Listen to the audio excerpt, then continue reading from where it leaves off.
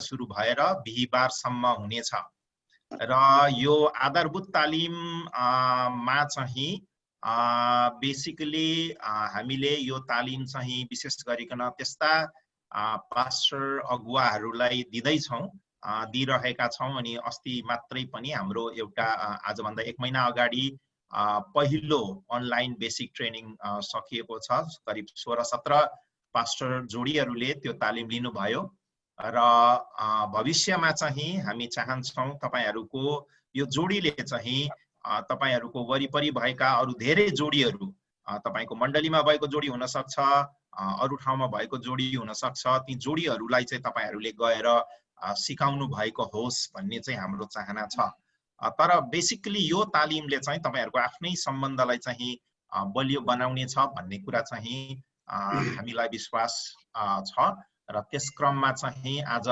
हामी यो तालिमबाट चाहिँ के उद्देश्य राखेका छौं भन्ने कुराहरू तपाईहरुलाई बाँड्न भन्दा अगाडि म तपाईहरुलाई सोध्न पर्यो कि तपाईहरु यहाँ जसरी लगभग कति जोडीहरू जोडिनु भएको छ भने अहिलेसम्म म यहाँ हेर्दै छु तपाईहरु चाहिँ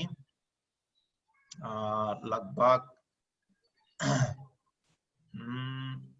36 हजुर 36 जोडीहरू भनेको लगभग 34 जोडीहरू हुनुहुन्छ अनि सम्भवतः यो चाहिँ हामीले तालिम सोचेको भन्दा धेरै जोडिनु भयो खासमा हामीले बढी भनेको 20 जोडी सम्मलाई मात्रै हामीले लिमिट गरेका थियौं तर मलाई लाग्छ तपाईहरुले एकअर्काको आवश्यकतालाई बुझेर अथवा यो तालिमको आवश्यकतालाई बुझेर एकअर्कालाई खबर गर्नुभयो हाम्रो यहाँ नर्बु भाइले नै कति जनालाई जोडिनलाई उहाँले अनुरोध गर्नुभयो अनि अघि भर्खरै पनि हाम्रो बहिनीबाट हामी सुन्दै थियौं ल छिटो छिटो जोड छिटो भनेर उहाँले खबर पाउनु भयो र त्यो अनुसारले जोडिनु भयो र यसरी तपाईहरु आउनु भएको छ अनि हामी तपाईलाई चाहिँ सबैभन्दा पहिला चाहिँ अब सबैजनाबाट हामी सुन्न चाहन्थ्यौं तर धेरैबाट सुन्न सकेका छैनौं सुन्न सक्दैनौं तपाईहरुले चाहिँ यो जोडीको अथवा यो आधारभूत पारिवारिक तालिम चाहिँ किन लिन आउनु भयो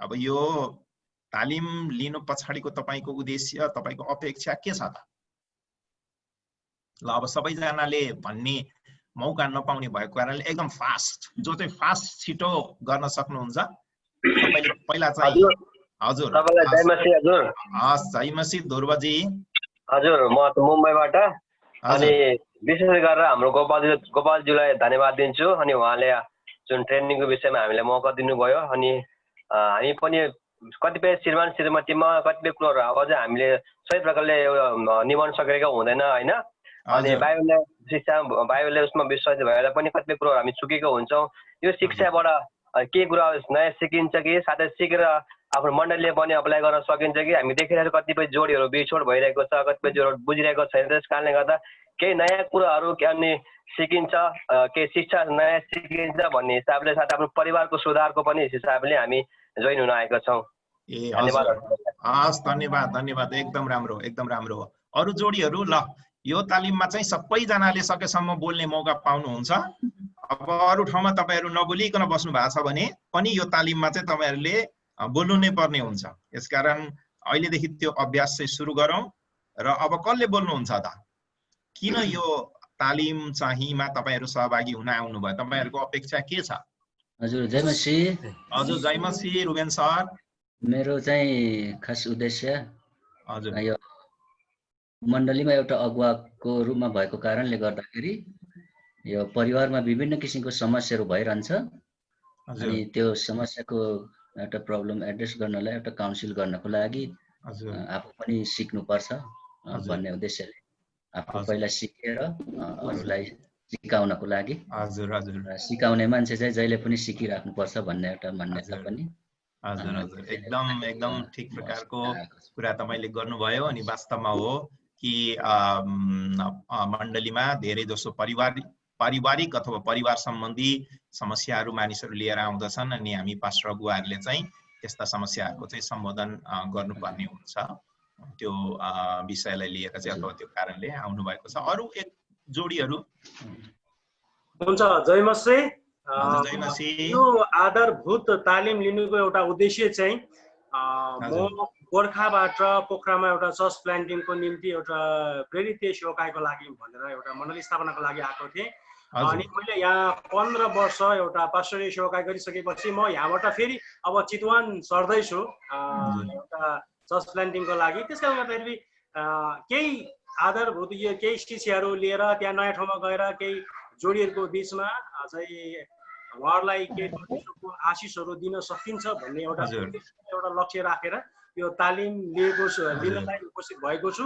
र योभन्दा अगाडि मेरो श्रीमतीले यो 2 महिनाको तालिम सकेको थियो हजुरहरूको। अनि यो तालिम गर्दै गर्दाखेरिमा जोडी सेमिनार छ भनेर एउटा म्यासेज आयो अनि लिनुपर्छ भन्ने कुराले गर्दाखेरिमा हुन्छ त्यो हामीलाई खाँचो पनि छ, लिनुपर्छ भन्ने उद्देश्यले म आएको छु। हामी आएका छौँ पोखराबाट। हजुर ल हजुर हजुर हस् धन्यवाद। मौका पाए हुन्थ्यो भन्ने कोही हुनुहुन्छ? जय मसीह सबैलाई। मैले बोल्ने मौका पाएदेखि म भन्थे भन्ने कोही हुनुहुन्छ? हजुर जय मसीह। विशेष गरी अहिले यो ट्रेनिङको बारेमा चाहिँ मेरो मिसेसले 2 महिनाको योभन्दा अघिल्लोचोटिको यो भर्खरैको ट्रेनिङ लिँदै गर्दा चाहिँ यो ट्रेनिङको बारेमा उनले थाहा पाइन् र मलाई पनि यो ट्रेनिङ चाहिँ यस्तो हुँदैछ भनेर खबर गर्दा चाहिँ हामी दुवैजना एउटा सेवकाईमा उत्रिएको कारणले गर्दा हामीसँग एउटा मिनिस्ट्री छ जुनमा चाहिँ हामी विभिन्न ठाउँमा जस अब पारिवारिक व्यक्तिहरूलाई चाहिँ उत्साह हौसला अनि काउन्सिलिङको कुराहरू गर्ने क्रममा हामी गरिरहेका छौँ। तर कतिचोटि हामीलाई पनि अब बेसिक कुराहरू थाहा नहुन सक्छ। यदि हामी सिकेर अनि अरूलाई सिकाउन पाइयो भने चाहिँ प्रभुको महिमा त्यहाँ हुन्छ भन्ने उद्देश्यले चाहिँ पहिला सिकाउन, पहिला चेला बनेपछि मात्रै गुरु बन्न सकिन्छ। किन चेला नभए त गुरु बन्न गाह्रो हुन्छ। किनकि हामी अहिले हाम्रो जुन मिनिस्ट्री जुन ठाउँमा छ हामी टोटल्ली नन क्रिस्चियनहरूको बिचमा प्रभुलाई विश्वास नगरेको फ्यामिलीहरूको बिचमा काम गरिरहेका छौँ।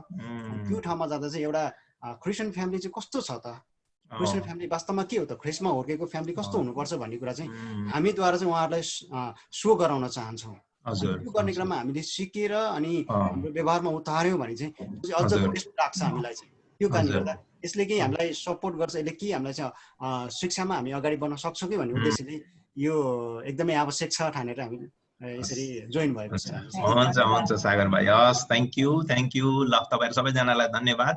हामीले यो प्रकारको आधारभूत पारिवारिक तालिम भनेर हामी भन्दछौँ। अब यो तपाईले स्क्रिनमा देख्दै हुनुहुन्छ यो चाहिँ बेसिकली चाहिँ हामीले यो 4वटा उद्देश्य राखेर चाहिँ हामीले यो तालिमको सुरुवात गरेका छौँ। र यो तालिममा तपाईहरुले जसरी धेरैले भन्नुभयो कि हामी सेवकाईमा छौँ अनि हामीलाई सिक्नु पर्छ अनि हामीले अरूलाई सिकाउनु पर्छ, एकदमै सही कुरा हो। र यो तालिम 5 दिनको यो तालिम लिइसकेपछि तपाई जोडीहरूले चाहिँ परिवारलाई चाहिँ हेरचाह गर्नु कति महत्त्वपूर्ण रहेछ भन्ने कुरा पहिलो कुरा तपाईहरुले जान्नुहुनेछ। र दोस्रो कुरा चाहिँ तपाईहरुले परिवारलाई बलियो बनाउनको लागि चाहिँ के कुराहरू चाहिन्छ, आधारभूत कुराहरू के चाहिन्छ त भन्ने कुराहरूको बारेमा तपाईले यो तालिम लिइसके पछाडि बताउन सक्नुहुनेछ। र तेस्रो कुरा चाहिँ परिवारको लागि परिवारलाई बलियो बनाउनको लागि चाहिँ हामीले 2टा कला चाहिँ सिक्नै पर्छ। त्यो 2टा कला चाहिँ के हो भन्दाखेरि एउटा चाहिँ संचारको कला, कसरी कम्युनिकेसन गर्ने भन्ने कला, र दोस्रो कला चाहिँ कसरी द्वन्द्वलाई चाहिँ मिलाएर लैजाने, द्वन्द्वलाई कसरी व्यवस्थापन गर्ने भन्ने कला चाहिँ यो 2टा कला चाहिँ सिक्न पर्छ। र यो 2टा कला चाहिँ तपाईले यो तालिमको अवधिभरिमा सिक्नुहुनेछ भने चौथो कुरा चाहिँ अब हाम्रो बीचमा चाहिँ हाम्रो छोराछोरीहरू हुन्छन् हैन, र ती छोराछोरीहरूलाई चाहिँ कसरी हुर्काउने भन्ने बारेमा पनि केही आधारभूत कुराहरू तपाईहरुले यो तालिमबाट चाहिँ सिक्नुहुनेछ। र अब यो तालिमको बारेमा कुरा गर्दाखेरि हामी सामान्यतया अरु तालिम भन्दा अलिकति फरक गर्छौं। अब यो तालिम चाहिँ तपाईलाई थाहा छ यहाँ आएकाहरू कोही पनि 18 वर्ष भन्दा मुनिका छन् त? कोही 18 वर्ष भन्दा मुनिका छन् भने कृपया हात उठाइदिनुस् त, अथवा थम्स अप दिनु होला। कोही हुनुहुन्छ? कोही हुनुहुन्छ? पक्कै पनि हुनुहुन्न? छैनौँ। भनेपछि यो तालिममा आएकाहरू सबै हजुर हजुर के भन्दै हुनुहुन्छ? 18 वर्षदेखि माथि नै छौँ, बुढै छौँ। हजुर हजुर एकदम एकदम एकदम तपाईले देख्नुहुन्छ यो यहाँ अहिले जति जोडीहरू जोडिनु भएको छ। अब अघि नै एकजनाले भन्नुभयो कति, अहिले म यहाँ देख्न सक्दिनँ स्क्रिन शेयर गरेको कारणले, 35-36 जोडी हामी कति जोडिसकेका छौँ। अब प्राय जसो सबै वयस्क देख्नुहुन्छ हैन, प्राय जसो 25, 25, 26 भन्दा बढी उमेरकाहरू तपाईले देख्न सक्नुहुन्छ। र त्यसरी चाहिँ यहाँ वयस्कहरूले सिक्ने काम हुँदैछ। अनि वयस्कहरूको सिकाइमा चाहिँ जहिले पनि वयस्कहरू जहिले पनि सिक्दछन्, उनीहरूले चाहिँ लेक्चर मेथडबाट सिक्दैनन्। उनीहरूले जहिले पनि ग्रुपमा डिस्कसन गरेर, उनीहरूले प्रेजेन्टेसन गर्न पाएर, उनीहरूले शेयरिङ गरेर त्यसरी चाहिँ सिक्दछन्। त्यही भएर हाम्रो तरिका चाहिँ तपाईहरूले यसमा सहभागी भएको, सहभागी मूलक तरिकाबाट चाहिँ हामी सिक्नेछौँ। बेला बेलामा हामी केही क्विजहरू गर्नेछौँ, प्रश्नहरू गर्नेछौँ जसको जवाब तपाईले दिनुहुनेछ। र कुनै कुनै सेसनमा चाहिँ तपाईहरूको, सबै सेसनमा त होइन, कुनै कुनै सेसनमा तपाईहरूको होमवर्कहरू हुन्छ र त्यो होमवर्क चाहिँ तपाईले गरेर आउनु पर्ने हुन्छ। तर यहाँ जसरी अन्तिममा तपाईले देख्न सक्नुहुन्छ, तपाईहरूको अनुभवलाई चाहिँ हामी एकदमै महत्त्व दिन्छौँ र हामी तपाईहरुलाई सोध्नेछौँ यस बारेमा तपाईको अनुभव कस्तो छ भनेर सोध्छौँ। अनि त्यतिखेर तपाईहरुले चाहिँ आफ्नो अनुभव चाहिँ शेयर गर्नुपर्ने हुन्छ। र अब यसमा चाहिँ हामीले सिक्ने विषयहरू के हुन्, अब अस्ति हामीले भनिसकेका छौँ, तर कतिजना आज जोडिनु भएको छ। आज चाहिँ हामी परिवारको हेरचाह भन्ने विषयमा हेर्न गइरहेका छौँ। अनि भोलिको दिनमा चाहिँ हामी दुईटा विषय हेर्छौँ। तपाईहरुको लागि दुईटा विषय हुनेछ। एउटा चाहिँ महिला र पुरुषको बीचमा चाहिँ फरक के छ र कसरी महिला र पुरुष चाहिँ समान पनि छ भन्ने विषयमा हेर्छौँ। र साथसाथै वैवाहिक जीवनमा अपेक्षा, एकअर्काबाट हामी विभिन्न प्रकारको अपेक्षाहरू राखेका हुन्छौँ र त्यो अपेक्षाहरूलाई कसरी आधारभूत अपेक्षाहरूलाई चाहिँ पूरा गर्नुपर्छ भन्ने कुराहरू हेर्छौँ। अनि पर्सिको दिनमा चाहिँ वैवाहिक जीवनमा कुराकानी, अघि हामीले भन्दै थियौँ नि कलाको कुरा गर्दै थियौँ, वैवाहिक जीवनमा कुराकानीको विषयमा हामी अर्को दिन पर्सिको दिन हेर्छौँ भने त्यस पछाडिको दिनमा चाहिँ वैवाहिक जीवनमा द्वन्द्व र समाधान कसरी गर्ने भन्ने तरिकाको बारेमा हेर्छौँ। र अन्तिम दिन अर्थात् बिहीबारको दिन चाहिँ हामी व्यक्तिगत जीवन परिवार र काम, व्यक्तिगत जीवन परिवार र काम अथवा सेवाकाई, यो तीनटाको बीचमा कसरी सन्तुलन गर्नुपर्छ हाम्रो जीवनलाई र छोराछोरीहरू चाहिँ कसरी हुर्काउनुपर्छ भन्ने बारेमा चाहिँ हामी यो हप्ताभरिमा आजबाट सुरु गरेर हामी बिहीबारसम्म चाहिँ यो कुराहरू हेर्नेछौँ। अब आजको विषयवस्तुमा हामी प्रवेश गर्दाखेरि चाहिँ, अथवा आजको विषयवस्तुमा जसरी हामी प्रवेश गर्दैछौँ, हामी तपाईहरुलाई चाहिँ एउटा प्रश्नबाट चाहिँ तपाईहरुलाई चाहिँ यो सुरु गर्न चाहन्छौँ। एकछिन मलाई समय दिनुहोस्। यो चाहिँ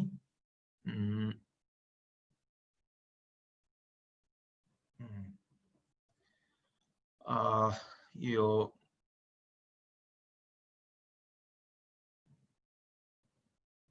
एकैछिन पर्खिनुहोस्। यो स्क्रिन शेयर म गर्दैछु। मैले खोजेको स्क्रिन शेयर यो भइरहेको छैन, के कारणले गर्दा हो। यो अगाडिकै आइरहेछ, स्टप गर्दाखेरि पनि फेरि पुरानैमै आउँछ। क्लोज गर्नुस् न। यसलाई पहिला क्लोज गरिदिउँ है।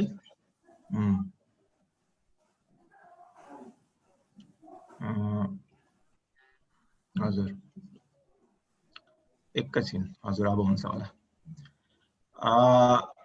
अब आजको विषयवस्तुमा जसरी हामी प्रवेश गर्न लागिरहेका छौँ, म तपाईहरुलाई चाहिँ केही प्रश्नहरू यहाँ दिन्छु, डिस्प्ले हुन्छ र त्यसपछि चाहिँ तपाईले त्यहाँ स्क्रिनमा हेर्नुहोस् है। र यो प्रश्नको चाहिँ उत्तर चाहिँ तपाईहरुले दिनु होला। एक प्रकारको क्विज हो र यो क्विजको सही उत्तर चाहिँ तपाईले दिनुपर्ने हुन्छ।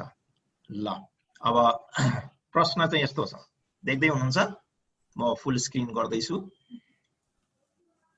ल अब विचार गर्नु है, तपाईले प्रश्नको उत्तर चाहिँ हतार नगरिकन दिनु होला। विचार गर्नु होला। पहिलो प्रश्न चाहिँ छ, यदि मैले परमेश्वरको सेवकाई गरेँ भने मेरो परिवारको जिम्मा परमेश्वरले लिनुहुन्छ।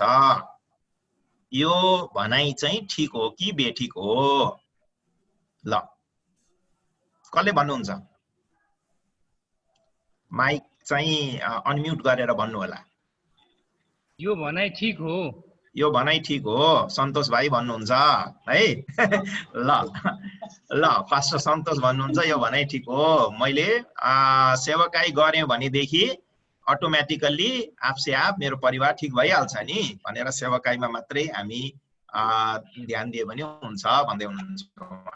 मैले पनि भन्नु ल अब दोस्रो प्रश्न के भन्दै हुनुहुन्छ? अरूले के भन्नुहुन्छ? अरू कसले बोल्दै हुनुहुन्छ? मैले चाहिँ बेठिक हो भने, मैले चाहिँ बेठिक हो भने हामीले नै दुईजनाले नै। तपाईहरु दुवैजनाले बेठिक हो भन्नुभयो। ल है, अब यहाँ झगडा पर्ला जस्तो छ। यहाँ पास्टरको झगडा पास्टरको झगडा पर्ला जस्तो। एउटाले ठिक भन्छ, एउटाले बेठिक हुन्छ। अब कुटाकुटी गर्न मिल्दैन के अरे भर्चुअली? हजुर हामीले पनि बेठिकै भन्यौ। ए तपाईहरुले पनि बेठिकै भन्नुभयो। ए ल ल ल ल ठीक, गलत नै होला, हाम्रो पनि गलत नै होला। ल हस् रुबेन, गलत नै हो, हामीले पनि बेठिक नै भन्छौं।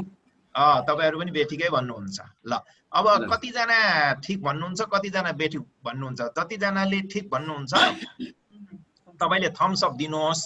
जतिजनाले बेठिक भन्नुहुन्छ तपाईले त्यहाँ हात यस्तो नमस्ते गरेको चिन्ह छ नि, हो त्यो चिन्ह दिनुहोस् त एकपल्ट तपाईको स्क्रिनमा। ठिक भन्ने हाम्रो सागर भाइ र मिना बहिनी हुनुहुन्छ, रुबेन सर र हाम्रो बहिनी पनिरा राई हुनुहुन्छ। ल हाम्रो रिना र के नाम हो उहाँको, ल उहाँहरूले पनि ल कतिजनाले चाहिँ चेन्ज गर्दै हुनुहुन्छ है। पहिला ठिक भनेर दिएर अहिले पछिबाट गलत भन्दै हुनुहुन्छ। ल हैन माफ गर्नु होला, त्यो बटन अर्को दबाउन अर्को दबियो। ए ल ल ल हाम्रो नरेन्द्र जी के भन्नुहुन्छ? खै तपाईले केही दिनु भएन नि त, राइट पनि होइन रङ पनि होइन। ल उहाँ उठेरै जानुभयो। अब त खै के गर्न आँट्नु भयो उहाँले। ल ल ठिक छ। ल ल हुन्छ, हामीले रेस्पोन्स तपाईहरुको पायौं, धेरै जनाको धन्यवाद। अब दोस्रो प्रश्न हेर्नुस् त के छ? परमेश्वरको दृष्टिकोणमा मेरो परिवार मेरो काम वा सेवकाई भन्दा महत्त्वपूर्ण छ। मेरो परिवार चाहिँ काम र सेवकाई भन्दा महत्त्वपूर्ण छ। यो ठिक हो कि बेठिक हो? ल ठिक भन्दै हुनुहुन्छ हाम्रो नरेन्द्र कमरजी, नरेन्द्र कुमारजी होला सायद। यो पनि ठिक हो। यो पनि ठिक हो।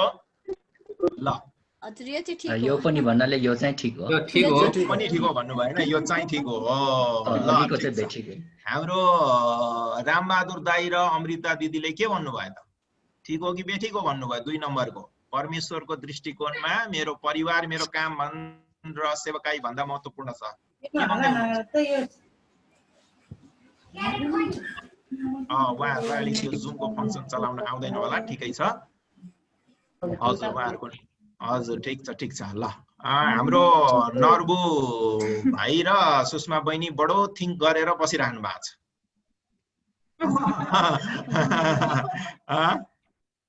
ल ठिक छ भन्दै हुनुहुन्छ उहाँले। ल यो ठिक हो अरे। ल ल अब अन्तिमको चाहिँ हेर्नुहोस् त, यो चाहिँ अलिक पजल गर्ने खालको छ है। यो चाहिँ अलिक ध्यान दिएर भन्नु होला। पत्रुसले आफ्नो पत्नीलाई सेवकाईमा सँगै लिएर हिँड्थे। पत्रुसले आफ्नी पत्नीलाई सेवकाईमा सँगै लिएर हिँड्थे भनेर भन्छ। अब यो ठिक हो कि बेठिक हो? अब यो चाहिँ अलिकति बाइबल चाहिँ राम्ररी पढेको र याद भएको हुनु पर्यो पास्टरजीहरुलाई। यो चाहिँ सही हुनुपर्छ। यो हुनुपर्छ रे, हुनुपर्छ भनेर हुँदैन, हुनुपर्छ कि हुँदैन यो भन्नु हो कि? सही हो। हजुर सही हो, सही। ल ठीक छ। पावलले केफास भनेर हैन उदाहरण दिएको छ। Okay okay. ल अरु के भन्नुहुन्छ? सही हो कि बेठिक हो? पावलको भनाइअनुसार हेर्ने हो भने चाहिँ पत्रुसले आफ्नो श्रीमती सेवकाईमा लिएर हिँडेको देखिन्छ। किनकि पावलले के भन्नुहुन्छ नि, के मलाई चाहिँ रहर छैन र पत्रुस जस्तो आफ्नो श्रीमती सँगै हिँड्नलाई मलाई रहर छैन र भने अनुसार हेर्ने हो भने चाहिँ पत्रुसले लिएर हिँडेको देखिन्छ है। अब त्यो चाहिँ कहाँ भनेको छ बाइबलमा? शुद्ध अपरबाट हो। अब जित्यो। अब त गाह्रो भयो नि। होइन मैले बाइबल पढ्ने क्रममा यो चाहिँ पाउलको भनाइ मैले पढे कोट गरेको तर एक्ज्याक्ट अहिले चाहिँ मैले बिर्सेँ सर त्यो चाहिँ। हजुर हजुर हजुर। ल अब अरू साथीहरू के भन्नुहुन्छ त? के भन्नुहुन्छ अरूहरू? पत्रुसले चाहिँ आफ्नो श्रीमतीलाई सँगै सेवकाईमा लिएर हिँड्थे। अब यो चाहिँ ठिक हो कि बेठिक हो? के भन्नुहुन्छ अरूहरू? अब ठिक हो भने चाहिँ कहाँ लेखेको छ भनेर भन्नु पर्यो होइन, जवाफ दिनु पर्यो। हजुर कहाँ लेखेको छ? अब हाम्रो रुबेन सरलाई सोध्नु पर्ला। अघि रुबेन सरले निकै रुबेन सर कता हुनुहुन्छ? यो चाहिँ ठ्याक्कै टेक्स्ट कहाँनिर छ भन्ने चाहिँ मलाई पनि यसो सोचेको। प्रेरित चाहिँ प्रेरितको पुस्तक हो, कुन कुन खण्ड भन्ने चाहिँ म पनि अलिक स्ट्रगल गरिरहेको छु। हजुर हजुर। पहिलो कोरिन्थी 9 अध्यायको 5 पद एकपल्ट पढिदिनुहोस् न तपाईहरु मध्ये कसैले चाहिँ पहिलो कोरिन्थी 9 अध्यायको 5 पद पढिदिनुहोस्। अनि अर्को खण्ड चाहिँ पहिलो तिमोथी 3 अध्यायको 4 पद। तर मैले यो पहिलो कोरिन्थी 9 को 5 मैले पढेँ। हजुर यहाँ यसरी लेखेको छ, के अरु प्रेरितहरू जस्तै प्रभुका भाइहरू के केफासलाई जस्तै हामीलाई पनि पत्नी लिएर हिँड्ने अधिकार छैन र? हजुर हस् हस् धन्यवाद। त्यति मात्रै पढ्नु भए पुग्छ। र त्यहाँ चाहिँ त्यो पदले स्पष्ट रूपमा देखाउँछ कि पत्रुसले अर्थात् केफासले चाहिँ पत्नीलाई चाहिँ सँगसँगै लिएर हिँड्दथे अनि प्रभुका भाइहरू पनि भनेर भनेको छ हैन। उनीहरूले चाहिँ सेवकाईको दरम्यानमा आफ्नो पत्नीलाई पनि सँगै लिएर हिँड्थे भन्ने कुराहरू चाहिँ हामी त्यहाँबाट बुझ्दछौँ। अब पहिलो तिमोथी 3 अध्यायको 4 र 5 पद कसैले पढिदिनुहुन्छ कि?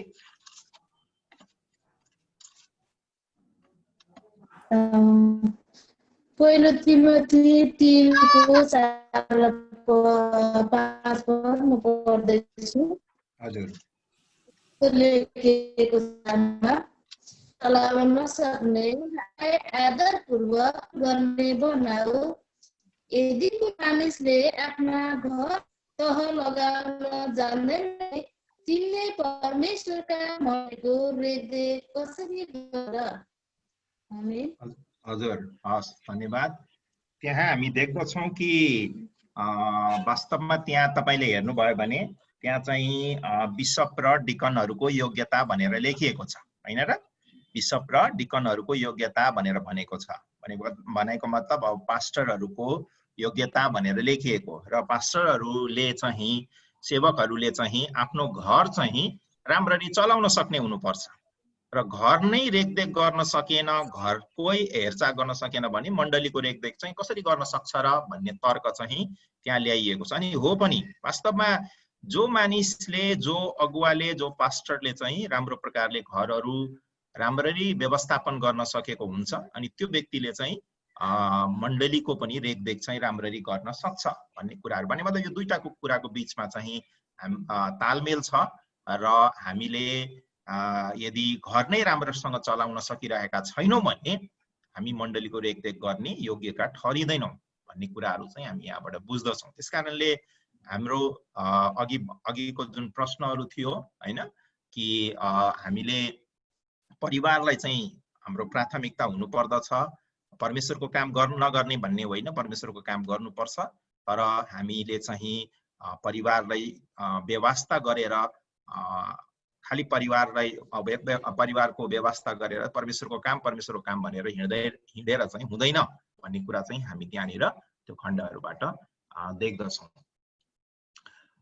हुन्छ, तपाईहरुलाई एकदम धन्यवाद। हामी हाम्रो अब के अरे यो कोर्समा चाहिँ अथवा यो सेसनमा हामी अगाडि बढ्दछौँ र हामी ले यो 3टा प्रश्नहरूको उत्तर दिइसकेका छौँ र यो हाम्रो परिवारको हेरचाह भन्ने विषयवस्तुमा हामी अब प्रवेश गर्दछौँ। अघि हामीले हेर्दै थियौँ कि परिवार चाहिँ महत्त्वपूर्ण छ हैन र हामीले सेवकाई हामीले गर्नै पर्छ किनभने परमेश्वर हाम्रो जीवनको केन्द्र हुनुहुन्छ।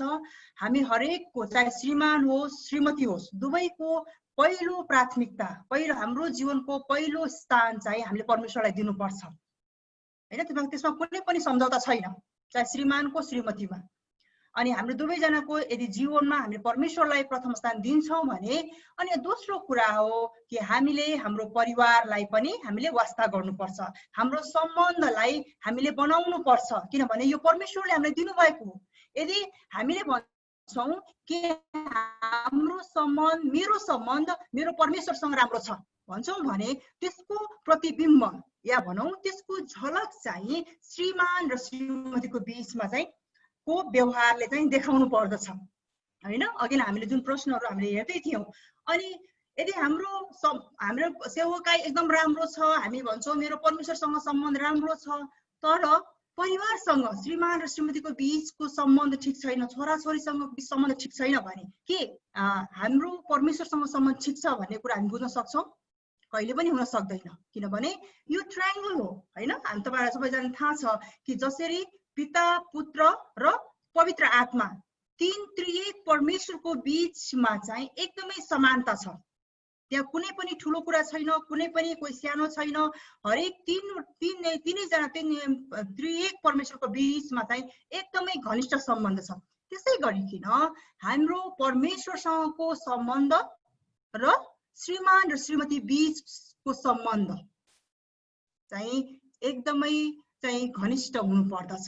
यदि एउटा कुरामा मात्रै हामीले बढी फोकस गर्यौं भने अर्को चाहिँ हामी डिसब्यालेन्स हुन्छौँ। तर परमेश्वरले, हामी जब परमेश्वरको सेवकाई गर्ने व्यक्तिहरू हौं भने, हामी सेवकहरू हौं भने हाम्रो परमेश्वरसँगको सम्बन्ध, परमेश्वरले हामीलाई दिनुभएको सेवकाई, परमेश्वरले हामीलाई राख्नुभएको हाम्रो परिवारको बीचमा चाहिँ एकदमै सन्तुलन चाहिँ हुनु पर्दछ। यसकारणले गर्दाखेरि जसरी अहिले तपाईहरुले यहाँ एउटा पिक्चर हेर्दै हुनुहुन्छ कि एउटा बगैँचामा एउटा फूललाई चाहिँ रोपिदैछ हैन। फूललाई रोप्दाखेरि चाहिँ धेरै कुराहरू विचार गर्नु पर्दछ। अनि त्यसै गरिकन हाम्रो परिवार पनि एउटा बिरुवा जस्तै हो हैन, एउटा बिरुवा जस्तै हो। अनि बिरुवालाई जसरी हुर्काउनलाई हामीलाई परिश्रम गर्नुपर्छ, त्यसै गरिकन हाम्रो परिवारलाई बलियो बनाउनको निम्ति चाहिँ हामीले परिश्रम गर्नुपर्छ। हामी धेरैचोटि विचार गर्छौँ, बिहा गर्यो, नानीहरू भयो, भइहाल्यो नि, यो परिवार त आफै ठिक हुँदै जान्छ। तर होइन, हामीले सेवकाईमा जति परिश्रम गर्दा पनि, जति नै हामीले काम गरे तापनि यदि हामीले परिवारलाई हामीले वास्ता दिँदैनौँ, समय दिँदैनौँ, हामी पछि पनि हेर्नेछौँ हाम्रो परिवार बन्दैन। हाम्रो परिवारको जिम्मा चाहिँ परमेश्वरले तपाईँ र मलाई चाहिँ दिनुभएको छ है। त्यसले गर्दाखेरि परिवार चाहिँ महत्त्वपूर्ण छ है। परिवार चाहिँ महत्त्वपूर्ण छ। परमेश्वरले परिवारलाई महत्त्वपूर्ण बनाउनु भएको छ, किनभने मानिस चाहिँ सामाजिक प्राणी हो है। मानिस सामाजिक प्राणी हो अनि परिवार चाहिँ समाजको एउटा एकाइ हो र प्रत्येक व्यक्तिको सुरुवात चाहिँ परिवारबाट नै हुन्छ र हरेक व्यक्तिको चाहिँ आधारभूत आवश्यकताहरू जस्तै घाँस, बास, कपास हैन, यो कुराहरू चाहिँ परिवारबाट चाहिँ पूरा हुनु पर्दछ। यसकारणले गर्दाखेरि चाहे व्यक्तिको आत्मिक आवश्यकता होस्, चाहे भावनात्मक आवश्यकता होस्, चाहे मानसिक आवश्यकता होस् हैन, यो आवश्यकताहरू चाहिँ परिवारबाट नै सुरुमा जन्मेदेखि चाहिँ परिवारबाट चाहिँ पूरा हुनु पर्दछ। यसकारणले गर्दाखेरि व्यक्तिलाई चाहिँ व्यक्तिको विकासको निम्ति चाहिँ परिवारले धेरै ठुलो महत्त्व चाहिँ खेलेको हुन्छ या भनौँ भूमिका चाहिँ खेलेको हुन्छ। यसकारणले गर्दाखेरि परिवार आफैमा महत्त्वपूर्ण छ र त्यो परिवारमा रहेका व्यक्तिहरूको विकासको निम्ति चाहिँ हामीले परिश्रम चाहिँ गर्नुपर्दछ। अब हामी हेर्नेछौँ कि हाम्रो परिवारमा या भनौँ अहिलेको समाजमा चाहिँ कमजोर बनाउने कुराहरू के हुन् है।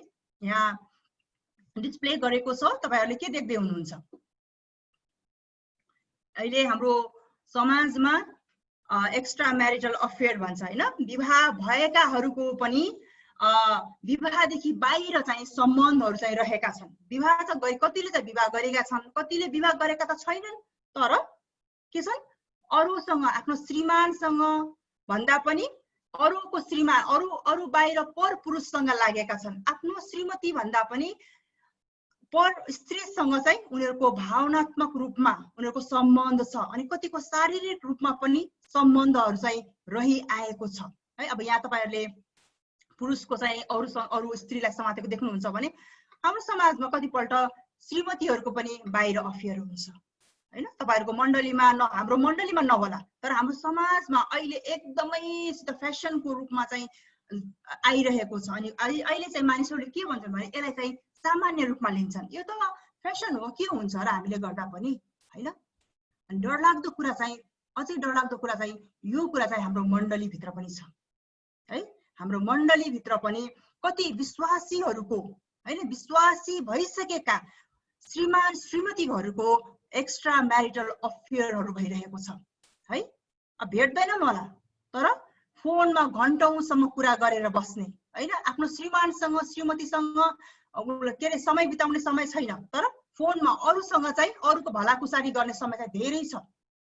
अनि तपाईँ र हामीले सुनेका छौँ कतिपल्ट सेवाकाई गर्ने व्यक्तिहरू पनि है, जानी जानी होइन तर अनजानमा पनि चाहिँ अरू पर स्त्री पर पुरुषसँग चाहिँ लाग्नु भएको छ, जसले गर्दाखेरि कतिको सेवकाईबाट वञ्चित हुनु परेको छ। यसकारणले गर्दाखेरि हाम्रो परिवारलाई कमजोर बनाउने एउटा तत्त्वको रूपमा चाहिँ यो पनि एउटा रहेको छ। अब के होला यो, यसले के बुझाउँदछ, के यो चित्रले हामी के बुझ्दछौँ? कसैले माइक अनम्युट गरेर भनिदिनु भएको हुन्छ। डिभोर्सको कुरा। हजुर, हस्, धन्यवाद। अहिले हाम्रो नेपालमा डिभोर्सको रेट चाहिँ एकदमै बढेको छ है। केही महिना मात्रै अगाडि मैले पढेको थिएँ कि धेरै जब डिभोर्सको केस हालिन्छ त्यसमध्ये तपाईको लगभग कति भने त्यसलाई 80% भन्दा बढीको चाहिँ डिभोर्स हुन्छ है। अनि अहिले चाहिँ यो के भन्छ वैदेशिक रोजगारले गर्दाखेरि पनि डिभोर्सको केसहरू धेरै चाहिँ बढिरहेको छ। यसले गर्दाखेरि चाहे शहरमा होस् चाहे गाउँमा होस् है, चाहे हाम्रो विश्वास नगर्ने परिवार होस् या विश्वास गर्ने परिवार होस्, दिनानुदिन चाहिँ डिभोर्सको केसहरू चाहिँ बढिरहेको छ। अनि यो डिभोर्सले गर्दाखेरि चाहिँ हाम्रो परिवारहरू, हैन, आज हाम्रो परिवारहरू चाहिँ कमजोर भएर गइरहेका छन्। अनि अर्को चाहिँ कुरा हो, एकैछिन माफ गर्नुस्, अब तेस्रोमा हामी हेर्ने छौं कि के होला यो, हेर्नुस् त कस्तो मिलेको छ नि यो परिवार त, होइन? यसले के चित्र दिन्छ होला? Living together. एकदम धन्यवाद हो, लिभिङ टुगेदर, हैन। अहिले मौलाएको, अहिले फर्स्ट आएको चाहिँ सम्बन्ध हो यो है। किन हामीले सुरुमा हामीले हेर्यौं त्यो चाहिँ एक्स्ट्रा म्यारिटल अफेयर, जुन चाहिँ विवाहदेखि बाहिरको सम्बन्ध थियो, हैन, उनीहरू सँगै बस्दैन थिए। तर अब अहिले यो लिभिङ टुगेदरमा चाहिँ उनीहरू विवाह गर्दैनन्, हैन, विवाह गर्दैनन्, तर के गर्छन्, उनीहरू सँगै बस्छन्। जुन कुरा चाहिँ अहिलेको पिढीहरूमा चाहिँ एकदमै अहिलेको पिढीले चाहिँ मन पराएको सम्बन्ध हो यो है। किनभने यसमा कुनै पनि प्रकारको समर्पणता छैन, कुनै पनि प्रकारको जिम्मेवारी छैन। अनि उनीहरूलाई जबसम्म मन लाग्छ दुईजना सँगै बस्छन्, अनि जुन दिनदेखि उनीलाई मन पर्दैन, हैन, त्यसपछि उनीहरूले त्यो सम्बन्धलाई तोडेर बाहिर निस्किन्छन्। भन्दाखेरि चाहिँ यो लिभिङ टुगेदर या भनौँ सँगै विवाह पूर्व चाहिँ सँगै जब यिनीहरू बस्छन्, अनि यसले चाहिँ अब अहिलेको जवानहरूले भन्दछन् कि किन विवाह चाहियो त, हैन, किन विवाह हुन पनि हो, किन विवाह? जब हामी सँगै बस्छौं, एउटा श्रीमान श्रीमतीबाट चाहिने एउटा आवश्यकता, शारीरिक आवश्यकता, यौनको इच्छा, यौन चाहनाहरू जब पूरा भइरहेको छ, माया पाएकै छ, समय बिताएकै छ, हैन, झन् राम्रो नि, झन् जिम्मेवारी पूरा गर्नै परेन, हैन, आफ्नो आफ्नो कमाइले उनीहरूको जीवन चलिरहेको छ भने किन विवाह गर्नु? नानीको झन्झट पनि भएन भन्दाखेरि चाहिँ यो कारणले गर्दाखेरि अहिलेको युवा पुस्तामा चाहिँ लिभिङ टुगेदर चाहिँ एकदमै मौलाएको छ, अघि मैले भने जस्तै। अनि यसले हाम्रो परिवारलाई चाहिँ कमजोर बनाउँदै गएको छ। अनि मानिसहरू विवाहलाई नगरेर सँगै बस्ने एक किसिमको विकृतिहरू चाहिँ अहिले मण्डलीमा पनि देखिरहेको छ। अब यो चित्रमा के देख्दै हुनुहुन्छ? के भन्दैछ यो चित्रले हामीलाई? परिवारमा झै झगडाको कुराहरू, झै झगडा, हैन, परिवारमा द्वन्द, हैन, परिवारमा अब घरेलु हिंसा, हैन, कति बढेर गएको छ। अहिले लकडाउनमा हामीले हेर्छौं न, अहिलेको हरेक दिनको न्युजमा हामीले घरेलु हिंसा हेर्नुस् त कति बढेको छ, होइन र? एउटा परिवारभित्र बाउ आमा र छोराछोरीको बीचमा त्यत्तिकै हिंसा छ, श्रीमान र श्रीमतीको बीचको हिंसा पुरै नगरौँ। हामीले सुन्दै थियौँ यो केही 2 महिना अगाडि चाहिँ गुजरातमा कि लकडाउनमा झन् परिवारमा समय बिताएर त खेल्दा खेल्दै श्रीमानले रिसाएर श्रीमतीलाई कुट्दाखेरि श्रीमतीको ढाडे भाँचिएको है। अनि कतिपल्ट श्रीमतीले श्रीमानलाई कुटेको है। झन् माया पलाउनु पर्ने ठाउँमा त घमासान कतिको डिभोर्स पनि भएको हामीले सुन्दै थियौँ कि चाइनामा चाहिँ लकडाउन पछि धेरैले चाहिँ डिभोर्स केसहरू हाले हैन। किनखेरि चाहिँ आज घरेलु हिंसा चाहिँ धेरै बढेर गइरहेको छ। अनि यो घरेलु हिंसाले चाहे छोरा नानीहरूप्रति भएको घरेलु हिंसा होस्, चाहे बुढा वृद्ध वृद्धाको उसमा घरेलु हिंसा होस्, या कतिपल्ट सासू बुहारीहरूको बीचमा भएको घरेलु हिंसा होस्, जुनसुकै रूपमा किन नहोस्, घरेलु हिंसाले चाहिँ जहिले पनि हाम्रो परिवारलाई, हाम्रो सम्बन्धलाई चाहिँ कमजोर बनाउँदै गइरहेको छ है। अनि यो चाहिँ एउटा परिवार, एउटा समाजको एउटा ठुलो विकृतिको रूपमा चाहिँ अहिले आएर गएर मानिसहरू पढे लेखेका छन् हैन। कतिपल्ट हामी विश्वासीहरूको परिवारमा पनि हामीले घरेलु हिंसाहरू हामी देखिरहेका छौँ। अब यो चित्रमा के देख्दै हुनुहुन्छ? कुन चाहिँ समूहको चित्र होला यो? वैदेशिक रोजगार। एकदमै ठिक, धन्यवाद सर है। यो चाहिँ वैदेशिक रोजगारको हाम्रो देशको जनशक्तिहरू जो काम गर्ने समूहहरू धेरैजना चाहिँ बाहिर जानुभएको, तर अहिलेको यो कोभिड-19ले गर्दाखेरि धेरैजना फर्किनु भएको छ, धेरैजनाको विचल्ली भएको छ।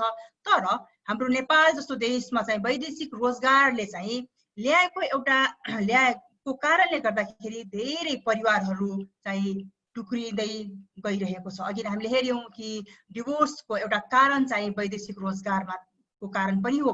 हामीले धेरै वर्ष अगाडि हामीले पढेका थियौँ यो कान्तिपुरमा चाहिँ त्यहाँ लेखिएको थियो कि रेमिटेन्सले चाहिँ श्रीमतीहरू खुसी हुँदैनन् है। धेरैजसो सोच्छ पैसा आयो भने परिवारमा खुसी हुन्छ, परिवार बलियो हुन्छ।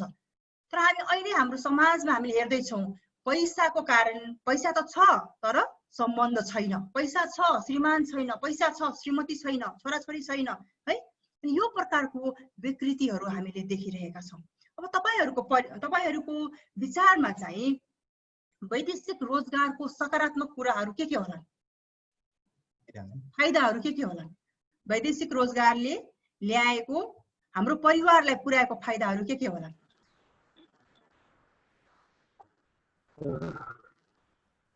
आर्थिक रूपमा सहायताहरू भइरहेको, आर्थिक रूपमा हैन, एकदम प्रष्टमा देखिने घर बनाएको, छोराछोरीलाई महँगो स्कुलमा पढाएको हैन, महँगो आइफोनहरू युज गर्न पाएको हैन त। यो चाहिँ वैदेशिक रोजगारको फाइदा हो। अनि यसको नकारात्मक पक्ष के हो त? यसको बेफाइदा चाहिँ के छ? हामीले जुन समाजमा अहिले देखिरहेका छौँ वैदेशिक रोजगारले उत्पन्न गरेको, यो चाहिँ के होला? तपाईको वरिपरि तपाईले देख्नु भएको वैदेशिक रोजगारको कारणले परिवारमा ल्याएको नकारात्मक प्रभावहरू।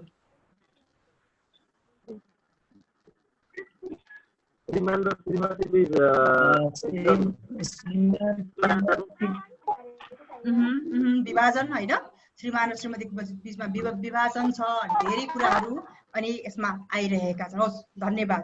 अहिले यो समयमा हामीले जोडी छलफल गर्नेछौँ है कि जति कुराहरू हामीले यहाँ लगभग धेरै कुराहरू हामीले यहाँ हेर्यौँ कि परिवारमा के कारणले चाहिँ परिवारलाई कमजोर बनाउँछ भन्ने कुराहरू। जस्तै हामीले अघि नै हेर्यौँ बहुविवाह हेर्यौँ हैन, अनि विवाहदेखि बाहिरको सम्बन्धहरूको कुराहरू हेर्यौँ भने यो त अहिले ल्याएको कुराहरू हामी। तर तपाईहरुकै वरिपरि तपाईकै मण्डलीमा हुन सक्छ, तपाईहरुको समाजमा पनि हुन सक्छ, यो अघि नै आएका हामीले हेरेको विषयदेखि बाहेक अरु कुन विषयहरू छन् जसले चाहिँ हाम्रो अहिलेको वर्तमान समयका परिवारहरूलाई चाहिँ कमजोर बनाइरहेका छन्?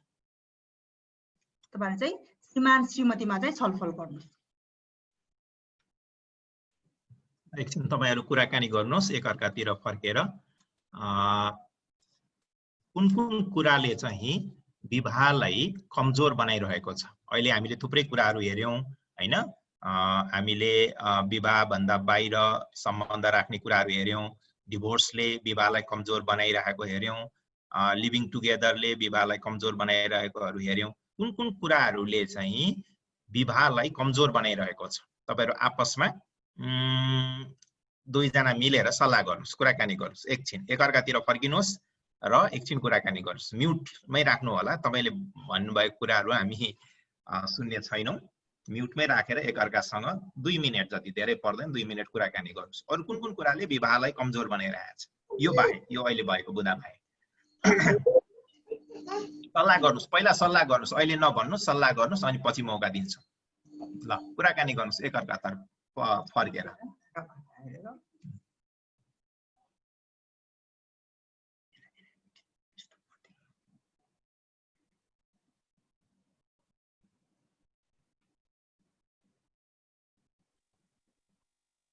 तपाईहरुलाई त कुरै गर्न मन लागेको छैन जस्तो छ त। हजुर कुराकानी गर्नुस्। हाम्रो कुरा भइरहेको छ सर। ए हस् हस् हस् हस्, मलाई चाहिँ कुरै नगरे जस्तो लाग्यो के। हस्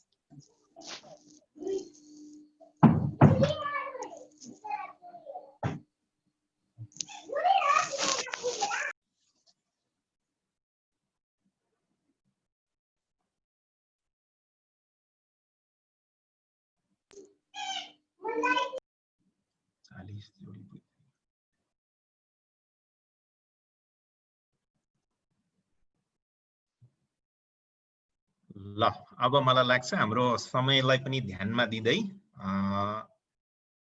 तपाईहरुलाई बोल्ने समय दिनु पर्यो। ल अब अहिलेसम्म नबोलेको है, अहिलेसम्म अघि धेरै जना बोलिसक्नु भएको छ, अब उहाँहरुलाई हामीले रोक्नु पर्छ। नबोल्नु भएको कोही हुनुहुन्छ? ल माइकलाई अनम्युट गरेर भन्नु होला। हाम्रो श्रीमान श्रीमतीको सल्लाहमा चाहिँ एउटा अब समाजमा चाहिँ अब श्रीमान श्रीमतीमा नहुनु चाहिँ यो पारदर्शी र सञ्चार नहुनुमा चाहिँ अझै त्यो फाटो चाहिँ आउँछ।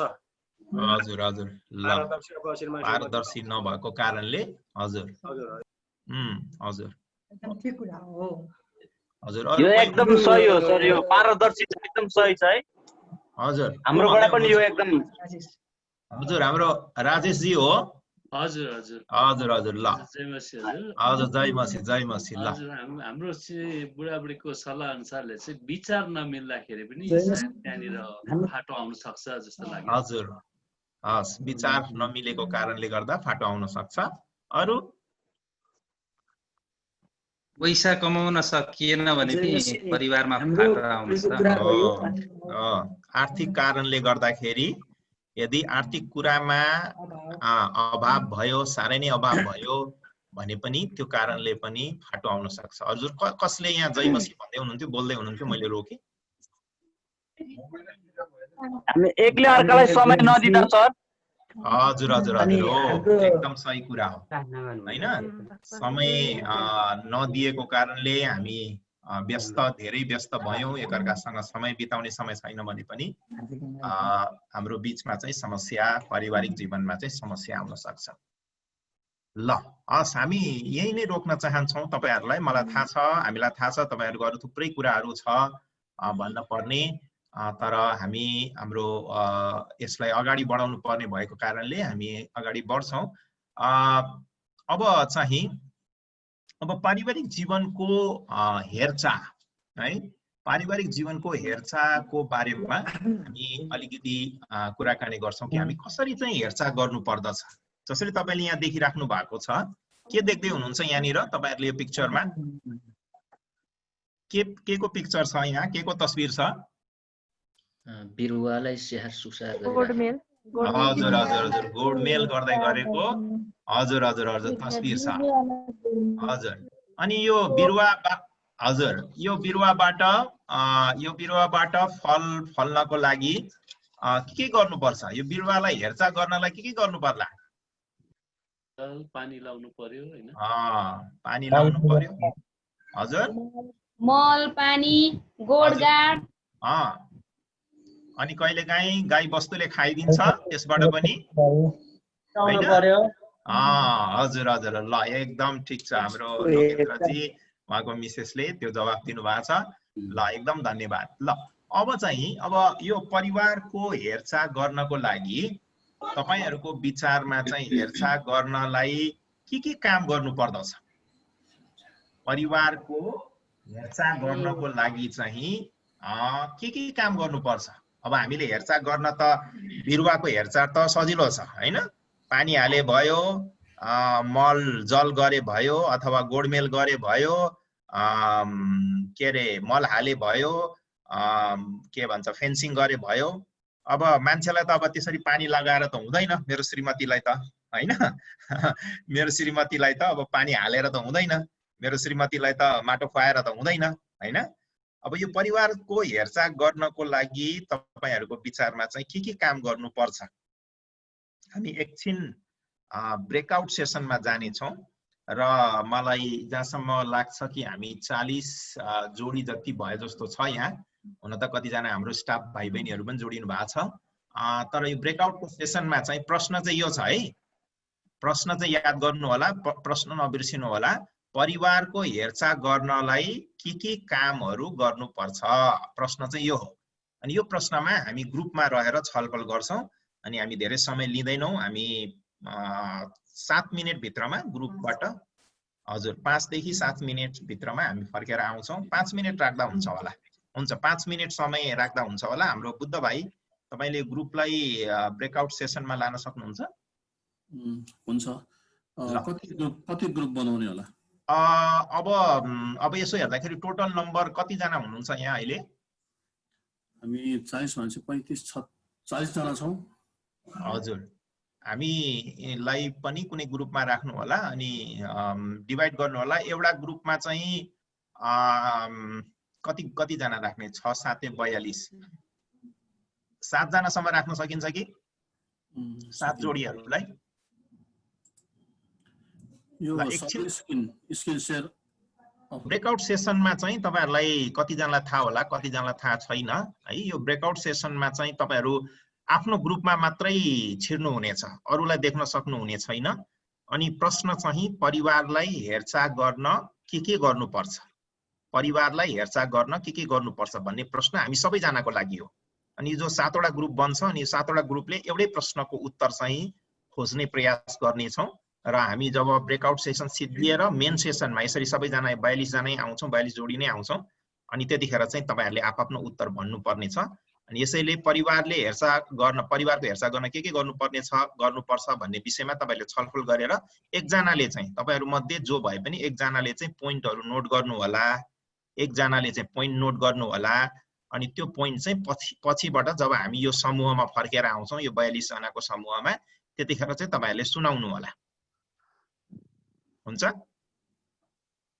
हुन्छ बुझ्दै हुनुहुन्छ मैले भनेको कुरा ल बुझ्दै हुनुहुन्छ भने एकपल्ट थम्स अप दिनुस् त ल हाम्रो पावल र सरिताबाट थम्स अप आएको छ हातै उठाउनु भए पनि हुन्छ ल ल ठीक छ सजिलो हात उठाउन सजिलो नि हैन त्यहाँ थम्स अप दिनु भन्दा हजुर ल हामी ब्रेकआउट सेसनमा जान्छौं है अनि त्यसपछि तपाईको समूहमा चाहिँ सल्लाह गरेर अनि 5 मिनेट धेरै समय होइन हाम्रो समय एकदम धेरै गइसकेको छ 5 मिनेट भित्रमा हामी फर्केर आउने छौं बुद्ध भाइ ब्रेकआउटमा हामी जाउँ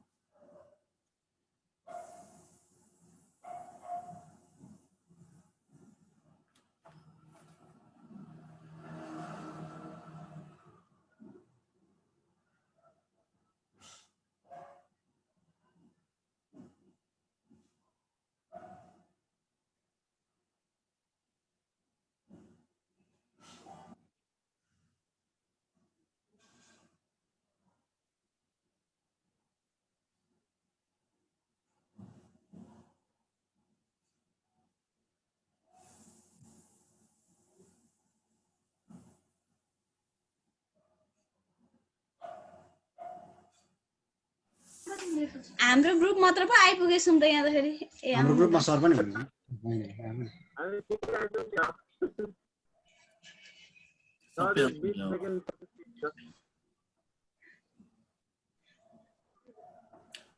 सर अनम्युट गर्नु हजुर ल तपाईहरुलाई स्वागत छ अब यो चाहिँ ब्रेक के बाद हो यो है ब्रेक के बाद तपाईहरुलाई फेरि स्वागत छ तपाईहरु ब्रेक पछिको स्वागत तपाईहरुलाई तपाईहरु फेरि सेसनमा आउनु भएको छ अब मेन सेसनमा आउनु भयो अघि तपाईहरु समूहमा हुनुहुन्थ्यो मेन सेसनमा आउनु भयो ल अब हामी सुनौ त तपाईहरुबाट सुनौ तपाईहरुले माइक पालै पिलो है पालै पिलो चाहिँ अनम्युट गरेर लिडरहरुले ल यहाँ हाम्रो ध्रुव जीले हात उठाउनु भएको छ म उहाँलाई नै समय दिन्छु पहिला हात उठाउनु होला है अनि धेरै नभन्नु तपाईले एउटा बढीमा दुईटा बुदा त्यो भन्दा बढी नभन्नुस् अरूलाई पनि पालो दिन पर्छ हजुर ल भन्नुस् त हुन्छ सबैलाई जय मसी हजुर जय मसी अनि हाम्रो झुन्डामा 7 जना हामी परिएको थियो 7 जना जोडी त्यो मध्येमा हामीले 5 वटा बुदा निकालेका छौं त्यो मध्येमा दुईटा मात्र भन्ने मौका पाएको छौं है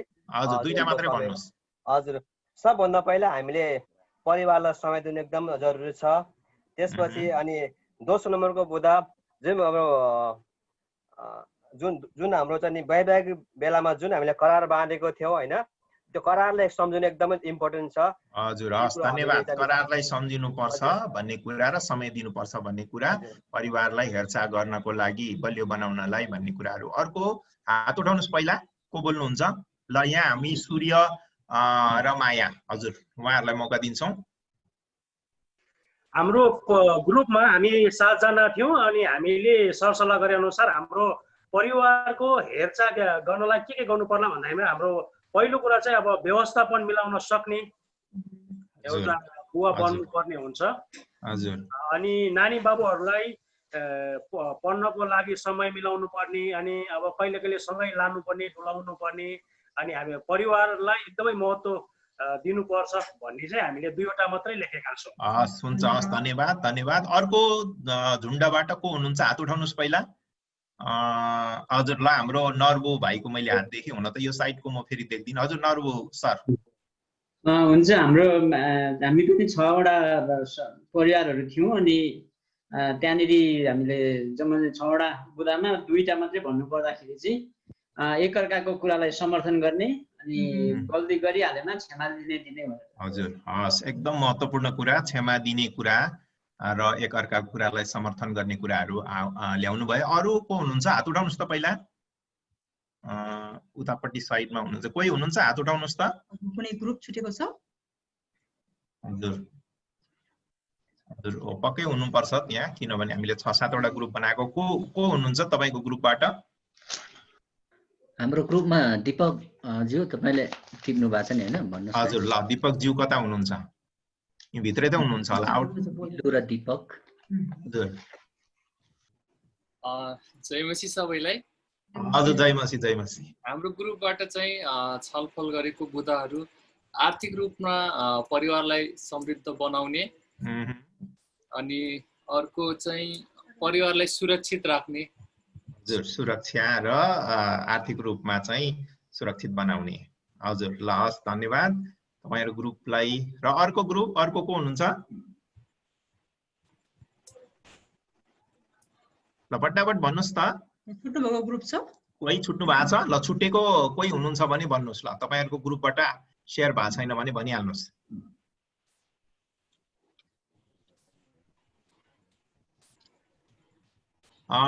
हामी बसेको ग्रुपमा कसले अघि लेख्नु भनेर भनेको थिएँ, उहाँले लेख्नु भएन भने पनि सम्झिनु सक्नुहुन्छ भने भन्न सक्नुहुन्छ हाम्रो ग्रुपबाट?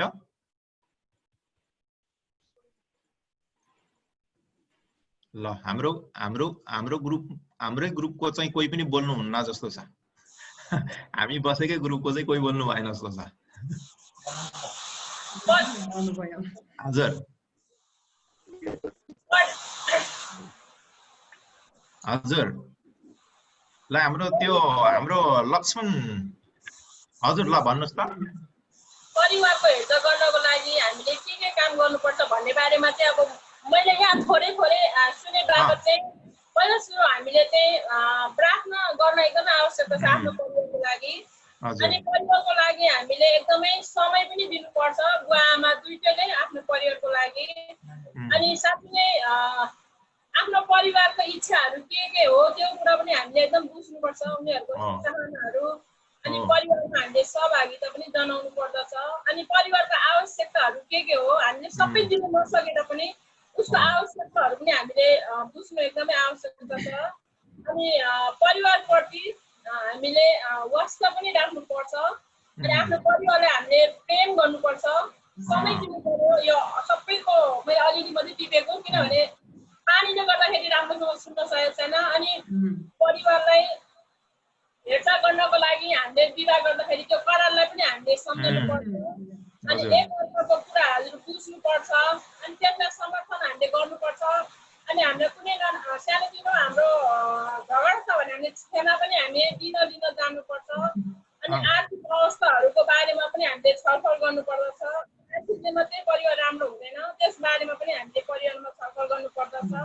अनि दिनुपर्छ भन्ने कुरा चाहिँ हजुर तपाईले रोक्नुपर्छ होला, नत्र यहाँ जनताले मलाई मार्छन्। यो हाम्रो ग्रुपमा थियो भनेर सबै भन्न दियो, अरूलाई दुईटा जनताले मार्छन् मलाई अब यहाँ है। अब रोक्नु होला, अरूलाई दुईटा मात्रै दियो, अब आफ्नो ग्रुपलाई चाहिँ सबै भन्न दियो भन्दै हुनुहुन्छ होला उहाँहरूले। तपाईले मलाई लाग्छ सबै नछुट्याइकन एउटै पनि छुटाउनु भएन। अब पानीले नसुनेको त भन्नुभयो, तर यहाँ त तपाईले भनेको भन्दा झन् धेरै भनिदिनु भयो जस्तो लाग्यो मलाई त है। सबै कुरा भन्नुभएको छ। ल एकदम धन्यवाद। अब मैले भेदभाव गरे होइन, माफ गर्नु होला, मैले उहाँलाई रोक्ने मौका नै पाइनँ। उहाँ त भट्टाभट भन्नुभयो। अनि थुप्रै कुराहरू उहाँले ल्याउनु भयो र तपाईहरुलाई एकदम धन्यवाद। हामीले राम्रो कुराहरू ल्याउन सकेका छौं कि परिवारलाई हेरचाह गर्न, परिवारलाई बलियो बनाउन चाहिँ के कुराहरू गर्नुपर्छ भन्ने बारेमा। र यहाँ तपाईले देख्न सक्नुहुन्छ, म एकैछिन स्क्रिन शेयर गर्दैछु।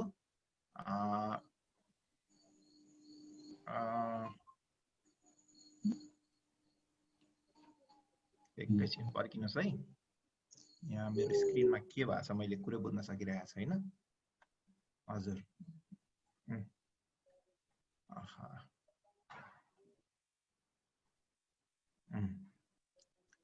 ल अब यहाँ देख्न सक्नुहुन्छ मेरो भाइ। ल यहाँ देख्न सक्नुहुन्छ, अब धेरै कुराहरू आइसकेको छ। मलाई लाग्छ यहाँ भनेको भन्दा धेरै कुराहरू आइसकेको छ। यदि परिवारको हेरचाह गर्ने हो भने पहिलो कुरा हामी सँगै बस्नुपर्छ हैन। हाम्रो प्राथमिकता कमिटमेन्ट त्यो हुनुपर्छ। अलग अलग बसेर केही समयको लागि सकिएला गर्न सकिन्छ, तर लामो समयको लागि परिवार छुटिएर बस्नु हुँदैन। कम्युनिकेसन सञ्चारको कुराहरू छ जसको बारेमा हामी अलिक पछि हेर्नेछौँ। कुराकानी राम्रो हुनुपर्छ, व्यवहारहरू समान हुनुपर्छ। अघि हाम्रो ग्रुपमा हो या अरू ग्रुपमा हो मलाई याद भएन, हाम्रै ग्रुपबाट हो, एउटा कुरा आएको थियो, आधारभूत आवश्यकता चाहिँ पुरा हुनुपर्छ। अनि यो बारेमा भोलिको सेसनमा तपाईहरुले कसरी हाम्रो आवश्यकता, आधारभूत आवश्यकता चाहिँ पुरा गर्नुपर्छ भन्ने कुराहरू हेर्नुहुनेछ। सुरक्षाको प्रत्याभूति हुनुपर्छ, परिवारलाई कसरी सुरक्षा दिने, परिवारमा चाहिँ ढुक्कपना चाहिँ हुनुपर्छ, समय दिनुपर्छ र परिवारमा परमेश्वरलाई प्राथमिकता दिनुपर्छ भन्ने कुराहरू चाहिँ हामी हेर्दछौँ। अब हामी हेर्नेछौँ कि परिवारको महत्त्व हैन। हामीले सुरुमा नै हामी हेर्दै थियौँ कि परिवार महत्त्वपूर्ण छ। यदि हामीले परिवार महत्त्वपूर्ण छ भन्छौँ भने अनि मात्रै हो हामीले हेरचाह गर्न सक्ने। तर यदि हामीले परिवार चाहिँ महत्त्वपूर्ण छ भनेर यदि हामीले मानिलिँदैनौँ, हामीले वास्ता गर्दैनौँ भने हामीले परिवारको चाहिँ कहिले पनि हामीले वास्ता या हेरविचार हामीले गर्न सक्दैनौँ, जुन कुरा तपाईँहरूले आफ्नो छलफलद्वारा चाहिँ ल्याउनु भयो। तपाईँहरू कसैले पढिदिन सक्नुहुन्छ कि पहिलो तिमोथी 3:4 है, त्यसमा लेखिएको छ, अघि पढेकै हो कि आफ्नो घर राम्ररी चलाउन सक्ने र आफ्नो छोराछोरीहरूलाई आदरपूर्वक आज्ञा पालन गर्ने चाहिँ बनाउँछ है। हामी आमा बुवाहरूले हाम्रो पहिलो कर्तव्य चाहिँ हो कि हाम्रो घरलाई, हाम्रो परिवारलाई चाहिँ चलाउन सक्ने म्यानेज चाहिँ हामीले गर्न सक्नुपर्छ है। यदि हाम्रो घर चलाउन सकेनौँ, हाम्रो घरलाई चाहिँ हामीले मिलाउन सकेनौँ भने यसले हाम्रो काममा, हाम्रो सेवाकाईमा, हाम्रो व्यक्तिगत जीवनमा हामीले असर गर्दछ। त्यसैले गर्दाखेरि हामीले पहिलो कुरा हामी हेर्नेछौँ कि परिवारलाई चाहिँ बलियो बनाउनु पर्दछ हैन। परिवार चाहिँ महत्त्वपूर्ण छ र परिवारलाई चाहिँ बलियो बनाउनु पर्दछ, किनभने परिवार चाहिँ हाम्रो अघि मैले भनेको थिएँ कि हाम्रो समाजको एउटा एकाइ हो हैन। अनि यदि हाम्रो परिवार कमजोर छ भने हाम्रो मण्डली पनि हाम्रो कमजोर हुन्छ। अहिले आएर चाहिँ मण्डलीमा चाहिँ परिवारको समस्याले गर्दाखेरि परिवारको कलह चाहिँ अहिले मण्डलीभित्र छिरेको छ है। धेरै पास्टरहरूले भन्नुहुन्छ कि परिवारमा चाहिँ समस्या भएकोले गर्दाखेरि अनि उहाँले पास्टरहरूलाई पनि अहिले गाह्रो भइरहेको छ मिलाउनको निम्ति। त्यसकारणले गर्दाखेरि हामीले प्राथमिकता चाहिँ हाम्रो परिवारलाई हामीले दिनुपर्दछ र परिवारलाई चाहिँ हामीले वास्ता गर्नुपर्दछ र परिवारलाई कसरी बलियो बनाउने कुरालाई चाहिँ हामीले एकदमैसित हामीले परिश्रम पनि गर्नुपर्दछ।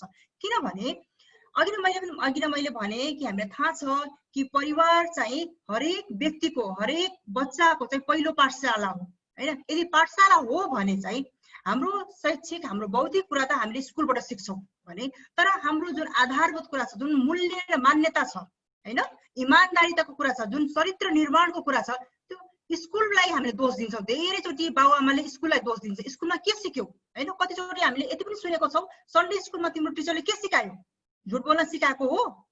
तर त्योभन्दा अगाडि हामीले कतिपल्ट हामी विचार गर्दैनौँ कि 5 वर्षसम्म नानी चाहिँ हामीसँग रहन्छ, त्यति बेलामा हामीले के सिकायौँ हैन। धेरैचोटि लाग्छ हामीले बोलेर हामी सिकाउँछौँ, तर नानीहरूले के भन्छ अरे अवलोकन गरेर हैन, हामीले हाम्रो व्यवहार, श्रीमान श्रीमती बीचको व्यवहार, हामीले समाजसँग गर्ने व्यवहार, अनि हामीले हाम्रो चरित्रबाट हामीले के देखाउँदैछौँ, अनि यो कुराबाट चाहिँ नानीहरूले सिक्छन्। त्यसकारणले गर्दाखेरि परिवार यसकारण महत्त्वपूर्ण छ कि हाम्रो नानीलाई भोलि गएर बेमान बनाउने हो कि इमानदार बनाउने हो, त्यो चाहिँ परिवारको हकमा धेरै ठुलो हात छ परिवारको। यसै कारण भन्छ धेरैचोटि हामी सुन्छौँ हाम्रो समाजमा यो त आफ्नो बाउ जस्तै छ, यो त आफ्नो आमा जस्तै छ।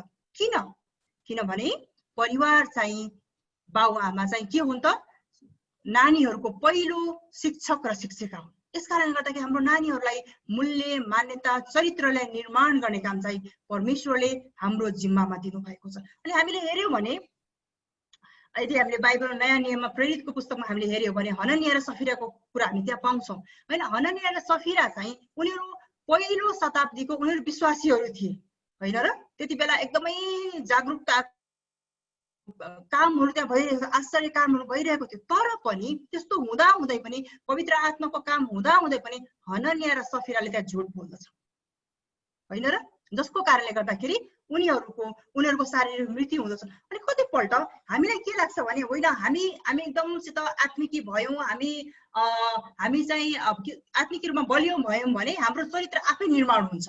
हो, निर्माण हुन्छ, त्यो कुरा त्यसमा दुई मत छैन होइन। तर यदि सानोमा हामीले हाम्रा बाबुआमालाई झुट बोलेका देखेका छौँ, अघि नै एकजनाले भन्यो पारदर्शिताको कुरा गर्दै हुनुहुन्थ्यो, यदि बाबुआमाको बीचमा पारदर्शिता छैन होइन भने चाहिँ हामी विश्वासी भए तापनि धेरैचोटि कतिपल्ट चाहिँ त्यो क्यारेक्टर या त्यो चरित्रले चाहिँ हाम्रो विश्वासीको जीवनमा विश्वासी भइसक्दा पनि हामीले कतिपल्ट पुरानो चरित्रलाई चाहिँ हामीले के गर्छौँ, हामीले अभ्यास हामीले गरिरहेका हुन्छौँ। यसकारणले गर्दाखेरि हाम्रो चरित्र निर्माण गर्ने कुराहरू चाहिँ परिवारको धेरै ठुलो हात हुन्छ है। यस कारणले गर्दाखेरि परिवार चाहिँ महत्त्वपूर्ण छ। अनि दोस्रो कुरा हो सुरक्षित घर। यहाँ चित्रमा तपाईँहरूले हेर्न सक्नुहुन्छ, के देख्दै हुनुहुन्छ यहाँ, के यो नानी सुरक्षित छ? तपाईँहरूको विचारमा तपाईले भन्नु पर्दैन कि यो नानी सुरक्षित छ छैन। अघि हामीले वैदेशिक रोजगारको हामीले कुराहरू गर्दै थियौं होइन र? अनि हाम्रो धेरैजनाले भन्नुभयो कि वैदेशिक रोजगारले हामीलाई आर्थिक रूपमा सम्पन्न बनाउँछ। हाम्रो नानीहरू हामी गाउँमा थियौं भने अब वैदेशिक रोजगारले अब हामी कहाँ मुभ हुन्छौँ, हामी चाहिँ अब सहरतिर हामी जान्छौँ। धेरै परिवारहरू अहिले काठमाडौँमा आउनु भएको छ हैन, नेपालमा, किनभने नानीको भविष्यको लागि। तर फोनमा हरेक दिन सँगै त हुँदा सँगै छन् भने पनि हुन्छ। अनि वैदेशिक रोजगारले गर्दा टाढा भएकाहरू पनि विदेशीनीहरूको बीचमा पनि श्रीमान श्रीमती टाढा भए तापनि हरेक दिन फोनमा यदि बाउआमाले झगडा गरेको सुन्नुहुन्छ हैन, बाउले फोन गर्दा आमा बोल्दैन, आमाले फोन गर्दा बाउ बोल्दैन हैन। अनि त्यसले गर्दाखेरि बाउआमाले छोराछोरीसँग कुराकानी नै गर्दैनन्। अनि यहाँ फोटोमा हेर्नुहुन्छ, यहाँ चाहिँ प्रत्यक्ष रूपमा चाहिँ बाउआमाको बीचमा वाद विवाद भइरहेको छ। अनि वाद विवादले पनि हैन, अनि कतिपल्ट शारीरिक हिंसा, बाबुआमाको बीचमा शारीरिक हिंसाले पनि हाम्रो नानीहरू असुरक्षित महसुस हुन्छन्। हामी सोच्छौं घरले पैसाले चाहिँ सुरक्षित हुँदैनन् नानीहरू चाहिँ भावनात्मक रूपमा मनोवैज्ञानिक रूपमा नानीहरूलाई सुरक्षित बनाउनको निम्ति चाहिँ बाबुआमाको सम्बन्ध चाहिँ बलियो हुनुपर्छ है। चाहे नजिकमा हुन् चाहे उनीहरू टाढा टाढा किन नहुन्, बाबुआमाको बीचमा संचार हुनुपर्छ, बाबुआमाको बीचमा मेलमिलाप हुनुपर्छ, अनि मात्रै नानीहरू चाहिँ सुरक्षित महसुस गर्दछन्। अनि तेस्रो कुरा हो महिला र पुरुषको बीचमा समानता है। अहिले आजभोलि हामी हेर्छौं अहिले महिलाहरू चाहिँ समानताको लागि धेरै आन्दोलन गरिरहेका छन्। एक किसिम ठिकै हो, त्यसलाई हामी नराम्रो भन्न मिल्दैन। तर बाटोमा गएर मागेको समानताले के हामी समान हुन्छौं? हामी कहिले पनि समान हुँदैनौँ। तर यदि सानोमा हामीलाई के भन्छ अरे एक किसिमको हिंसा गरिएको छ, हामीलाई मतभेद गरिएको छ, हाम्रो बाबुआमाले नै छोराछोरीको बीचमा मतभेद गरिएको छ हैन। पहिला छोरालाई बोर्डिङ स्कुलमा हालिन्थ्यो, छोरीलाई सरकारी स्कुलमा हालिन्थ्यो होइन र? छोरालाई बढी प्राथमिकता दिइन्थ्यो हरेक कुराहरूमा, छोरीलाई दिँदैन थियो। तर अहिले आएर यसको उल्टो भएको छ हेर्नु, सहरहरूमा अहिले धेरै चाहिँ छोरीहरूलाई बढी प्राथमिकता दिएको छ। कति ठाउँमा हामी देख्छौँ छोरा भन्दा बढी छोरीहरूले बढी प्राथमिकता पाएका छन् हैन। तर चाहे छोराले होस् चाहे छोरीलाई होस्, यदि हामीले एक पक्षलाई मात्रै हामी प्राथमिकता दिन्छौँ भने यसले समानता कहिले पनि ल्याउँदैन। अनि हाम्रो समाजमा अनि मण्डलीमा पनि धेरै यो विकृति असमानता ल्याउनेको पछाडि चाहिँ हाम्रो परिवारको पृष्ठभूमि हो। हामी विश्वासी भए तापनि दिमागी रूपमा चाहिँ हामी समान छौँ भन्छौँ, चाहे त्यो जातीय समानता होस् हैन। केही समय अगाडि हाम्रो रुकुमको हाम्रो घटना थाहा छ, रुकुम नै होला, रुकुम हो कि जहाँ चाहिँ जातको कारणले गर्दाखेरि कति मानिसले ज्यान जोगाए। अनि हरेक दिन जातीय भेदभावले गर्दाखेरि आज मानिसहरूको बीचमा हिंसा भइरहेको छ। किन? पढे लेखेर पनि मानिसहरू आज किन जातीयताको कारण झगडा गरिरहेका छन्? किनभने सानैमा परिवारमा जात भातको कुरा गरिएको छ। फलाना ठुलो, फलाना जात राम्रो, खिस्काना जात नराम्रो, स्त्री पुरुष राम्रो, स्त्री नराम्रो होइन र? पढेको मान्छे ठुलो, नपढेको गँवार काम नलाग्ने, रङको कारणले गर्दाखेरि के अरे मानिसहरूलाई असमान व्यवहार गरिएको छ, पढाइको रूपमा असमान व्यवहार गरिएको छ, जातको कारणले असमान व्यवहार गरिएको छ। विभिन्न रूपमा सानो हुँदाखेरि बच्चाले जब असमानता देखेको छ, त्यो बच्चा ठुलो भएर आफ्नो परिवारमा अनि आफ्नो समाजमा त्यो व्यक्तिले चाहिँ असमान व्यवहार गर्छ। यसकारणले गर्दाखेरि परिवारको चाहिँ धेरै ठुलो रोल हुन्छ या भनौँ धेरै ठुलो भूमिका हुन्छ। अर्को चौथो कुरा हो व्यक्तिको सर्वाङ्गीण विकास। अनि आजभोलि हामी सुन्छौँ धेरै के भन्छ यो एनजिओहरूले सर्वाङ्गीण विकासको कुरा गर्दछन्, होलिस्टिक मिनिस्ट्रीको कुरा गर्दछन् हैन, होलिस्टिक डेभलपमेन्टको कुरा गर्दछन्। यसमा भनिन्छ कि मानिसको चौतर्फी विकास हुनुपर्छ। हो, यो चौतर्फी विकास चाहिँ संस्थाले गर्ने होइन, चौतर्फी विकास स्कुलले गर्ने होइन, त्यसको केही हात हुन्छ। तर चौतर्फी विकासको लागि हाम्रो परिवारबाट चाहिँ सुरु हुनुपर्छ। हाम्रो नानी जन्मेदेखि नै हामीले नानीको चाहिँ विकासमा चाहिँ चाहे मानसिक होस्, भावनात्मक होस्, शारीरिक होस्, आत्मिक विकासको चारै पक्षको चाहिँ हामीले वास्ता गर्नुपर्छ र विकास गर्ने काममा चाहिँ हामीले ध्यान चाहिँ हामीले दिनुपर्दछ। अब हामीले परिवारको महत्त्वको बारेमा अघि हेर्दै थियौं र अब चाहिँ हामी वास्तवमा परमेश्वरले चाहिँ किन परिवार चाहिँ बनाउनु भयो त है? परमेश्वरले परिवारबाट के चाहनुहुन्छ त? परमेश्वरको योजनामा परिवारको उद्देश्य चाहिँ के हो त? अब त्यतिकै त उहाँले बनाउनु भएको होइन, परिवारको सुरुवात त उहाँले त्यतिकै गर्नु भएको छैन हैन। केही न केही योजना उहाँले पक्कै पनि राख्नु भएको छ। के हो त त्यो योजना चाहिँ यो समयमा हामी अनफोल्ड गर्नेछौँ। त्यो योजना तपाईहरुको बीचमा चाहिँ हामी बताउने छौँ। पहिलो कुरा चाहिँ यसरी सोधौं कि बाइबलमा तपाईले चाहिँ कुन परिवारहरू देख्नु भएको छ अथवा पढ्नु भएको छ र ती परिवारद्वारा चाहिँ परमेश्वरले के विशेष कामहरू गर्नु भएको छ? कुन परिवार छन् र त्यो परिवारबाट चाहिँ परमेश्वरले चाहिँ के चाहिँ विशेष काम गर्नु भएको छ? जस्तै उदाहरणको लागि ल अब तपाईहरुको बोल्ने पालो, कुनै परिवार भन्नुहोस् अनि जुन परिवारद्वारा परमेश्वरले यो काम गर्नुभयो यो परिवारद्वारा भनेर भन्नुहोस्, माइक अनम्युट गरेर।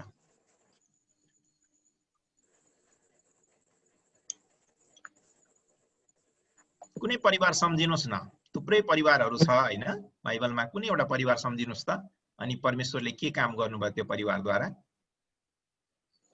एउटा परिवार चाहिँ हजुर म भन्न चाहन्छु। हजुर ल भनिहाल्नुस्।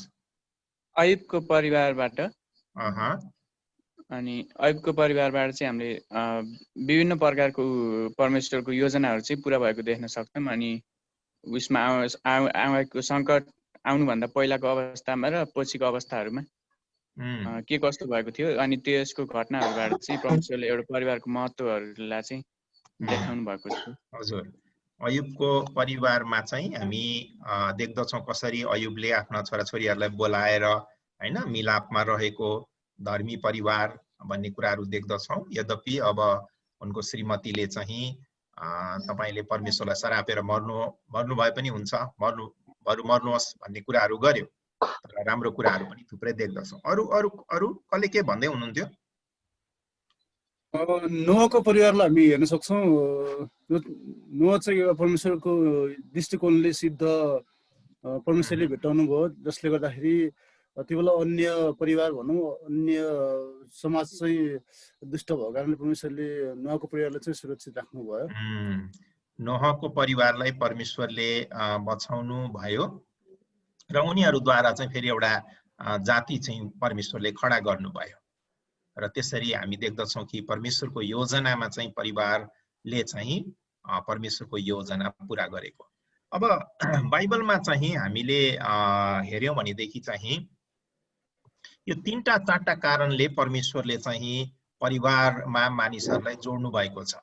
पहिलो कुरा चाहिँ यदि हामीले उत्पत्ति 2 अध्यायको 15 पद हेर्यौं भने हामी अलिक समय बचाउनको लागि पढ्दैनौं, तर त्यहाँ चाहिँ सृष्टिको हेरचाह गर्नको लागि हैन यो पुरै सृष्टिको हेरचाह गर्नको लागि परमेश्वरले चाहिँ परिवारलाई चाहिँ जिम्मा दिनु भएको छ। अनि सुरुको परिवारलाई हेर्नुभयो, आदमको परिवारलाई हेर्नुभयो भने आदमको जिम्मेवारी वा आदमको परिवारको जिम्मेवारी चाहिँ सृष्टिको हेरचाह गर्ने थियो र त्यो सृष्टिलाई चाहिँ परिवारले चाहिँ हेरचाह गर्नुपर्ने थियो र त्यो उद्देश्यले परमेश्वरले चाहिँ परिवार बनाउनु भएको। र अहिले हामीले हेर्यौं भनेदेखि चाहिँ मानिसहरूले चाहिँ सृष्टिको हेरचाह गरेको छैन हैन। हेरचाह गर्नुपर्ने मानिसहरू, तर त्यसको ठिक उल्टो हेरचाह गर्नुपर्ने सट्टामा उनीहरूले प्रकृतिलाई चाहिँ मानिसहरूले चाहिँ उल्टै प्रकृतिको चाहिँ उनीहरूले गलत प्रकारले प्रयोग गरिरहेका छन्। जस्तै तपाईले पानीको प्रयोग हेर्न सक्नुहुन्छ हैन, तपाईले भूमिको प्रयोग हेर्न सक्नुहुन्छ, तपाईले हावाको प्रयोग गरेको हेर्न सक्नुहुन्छ हैन। यी विभिन्न प्रकारका प्रदूषणहरू मानिसहरूले ल्याएका छन् अथवा गरेका छन्, प्रदूषित बनाएका छन्, हावालाई प्रदूषित बनाएका छन् हैन, भूमिलाई प्रदूषित बनाएका छन्। यी विभिन्न प्रकारको प्रदूषणको काम चाहिँ मानिसहरूले गरेको छ। अब उत्पत्तिमा हामीले हेर्ने हो भने परमेश्वरले चाहिँ पुरै प्रकृतिको हेरचाह गरून् भन्ने उद्देश्यले चाहिँ परमेश्वरले मानिसहरूलाई अथवा परिवारहरूलाई चाहिँ त्यो जिम्मा दिनुभएको थियो। अब हामी देख्दछौँ कि प्रकृतिको चाहिँ हेरचाह नगरेको थुप्रै प्रमाणहरू छन्। मानिसहरूले वा परिवारहरूले प्रकृतिको हेरचाह नगरेको थुप्रै प्रमाणहरू छ। के प्रमाणहरू छ होला देख्नु भएको छ? के प्रमाण देख्नु भएको छ कि मानिसहरूले चाहिँ अथवा परिवारहरूले चाहिँ प्रकृतिको चाहिँ हेरचाह नगरेको प्रमाणहरू के छन्? जस्तै उदाहरणको लागि पोल्युसन। हजुर पोल्युसन, कसरी पोल्युसन गरेको छ मानिसहरूले? हजुर कल कारखानाहरू लाएर। हजुर कल कारखानाहरू। हजुर कल कारखानाहरू, हजुर अनावश्यक रूपमा अनाधिकृत रूपमा कल कारखानाहरू खोलेर। हजुर अरू? रुखहरू ढालेर। रुखहरू ढालेर। अरू? हजुर भन्दै जानुहोस्। ल थुप्रै कुराहरू। हजुर रासायनिक मलको प्रयोग गर्नुबाट। हजुर भुइँमा नओछ्याइ त्यो पोड्ने है हेर्नुहोस् यो यसो नगरियो किन यसो। हजुर रुख बिरुवाहरू काटेर विभिन्न तरिकाले मानिसहरूले यो प्रकृतिलाई चाहिँ नष्ट गरिरहेका छन्। प्रकृतिको चाहिँ प्रकृतिलाई चाहिँ प्रदूषित गर्ने कामहरू चाहिँ गरिरहेका छन्। थुप्रै कुराहरू हामी गर्न सक्छौँ र परमेश्वरले चाहिँ त्यसको लागि होइन। तपाईहरुमध्ये कसैको माइक चाहिँ अनम्युट गरिदिनु होला। कसैको माइक ठिक छ, ल अहिले ठिक भयो। ल अब दोस्रो कुरा चाहिँ हामी देख्दछौँ कि परमेश्वरले चाहिँ परिवारलाई चाहिँ एउटा मिसनको कामको लागि है, मिसनको कामको लागि पनि परमेश्वरले चाहिँ तयारी गर्नु भएको, यो उद्देश्यले पनि बनाउनु भएको। अब तपाईले देख्न सक्नुहुन्छ कि परमेश्वरले चाहिँ अब्राहमलाई बोलाउनु भयो हैन। परमेश्वरले अब्राहमलाई बोलाउनु भयो अनि अब्राहमलाई परमेश्वरले बोलाउनु हुँदाखेरि चाहिँ उहाँले चाहिँ एउटा प्रतिज्ञा गर्नुभयो। प्रतिज्ञा चाहिँ के थियो त भन्दाखेरि तँद्वारा एउटा जाति खडा गर्नेछु हैन, र पृथ्वीका हरेक कुलले चाहिँ तँद्वारा आशिष पाउने छ भनेर चाहिँ परमेश्वरले प्रतिज्ञा गर्नुभएको थियो। र परमेश्वरको प्रतिज्ञामा चाहिँ के थियो त भन्दाखेरि यो परिवार, यो अब्राहमको परिवार, जो अब्राहमको परिवारको बारेमा तपाईले हेर्नुभयो भने उनीहरू मूर्ति पूजकहरू हुन् हैन। उनीहरू कल्दी देशबाट, कल्दीका देशहरूबाट, कल्दीहरूको देशबाट आएको जसले चाहिँ मूर्ति पूजा गर्थ्यो। र त्यो मूर्ति पूजक देशबाट चाहिँ, मूर्ति पूजक जातिबाट चाहिँ अब्राहमलाई चाहिँ परमेश्वरले बोलाउनु भयो, चुन्नु भयो, छान्नु भयो र पृथ्वीका हरेक जातिहरूलाई अथवा पृथ्वीका हरेक कुललाई चाहिँ आशिषको मूल बन्नको लागि छान्नु भयो। भनेको मतलब चाहिँ परिवारलाई परमेश्वरले छान्नु पछाडिको कारण चाहिँ मिसन हो, ताकि अरू मानिसहरू, जो मानिसहरूले परमेश्वरलाई चिनेको छैन, ती मानिसहरूले पनि परमेश्वरलाई चिनुन् भन्ने चाहिँ परमेश्वर चाहनुहुन्छ। अनि अब्राहम मात्रै होइन, अब्राहम जहाँ जहाँ गयो त्यहाँ त्यहाँ चाहिँ उनीद्वारा चाहिँ परमेश्वरले चाहनुहुन्थ्यो कि परमेश्वरलाई चिनेको। अनि अब्राहम मात्र होइन, अब्राहमद्वारा खडा भएको इजरायली जातिलाई किन छुन्नु भयो, किन छान्नु भयो? किनभने इजरायली जातिहरूद्वारा वरिपरि रहेका देश, वरिपरि रहेका संसार, सारा संसारको मानिसहरूले परमेश्वरलाई चिनुन् भन्ने परमेश्वरले चाहनुभयो। त्यसकारण इजरायलीहरूलाई छान्नु भयो। त्यसकारण परमेश्वरले अब्राहमद्वारा इजरायली जाति खडा गर्नुभयो। यद्यपि उनीहरूले त्यो परमेश्वरको योजना पूरा गरेनन्।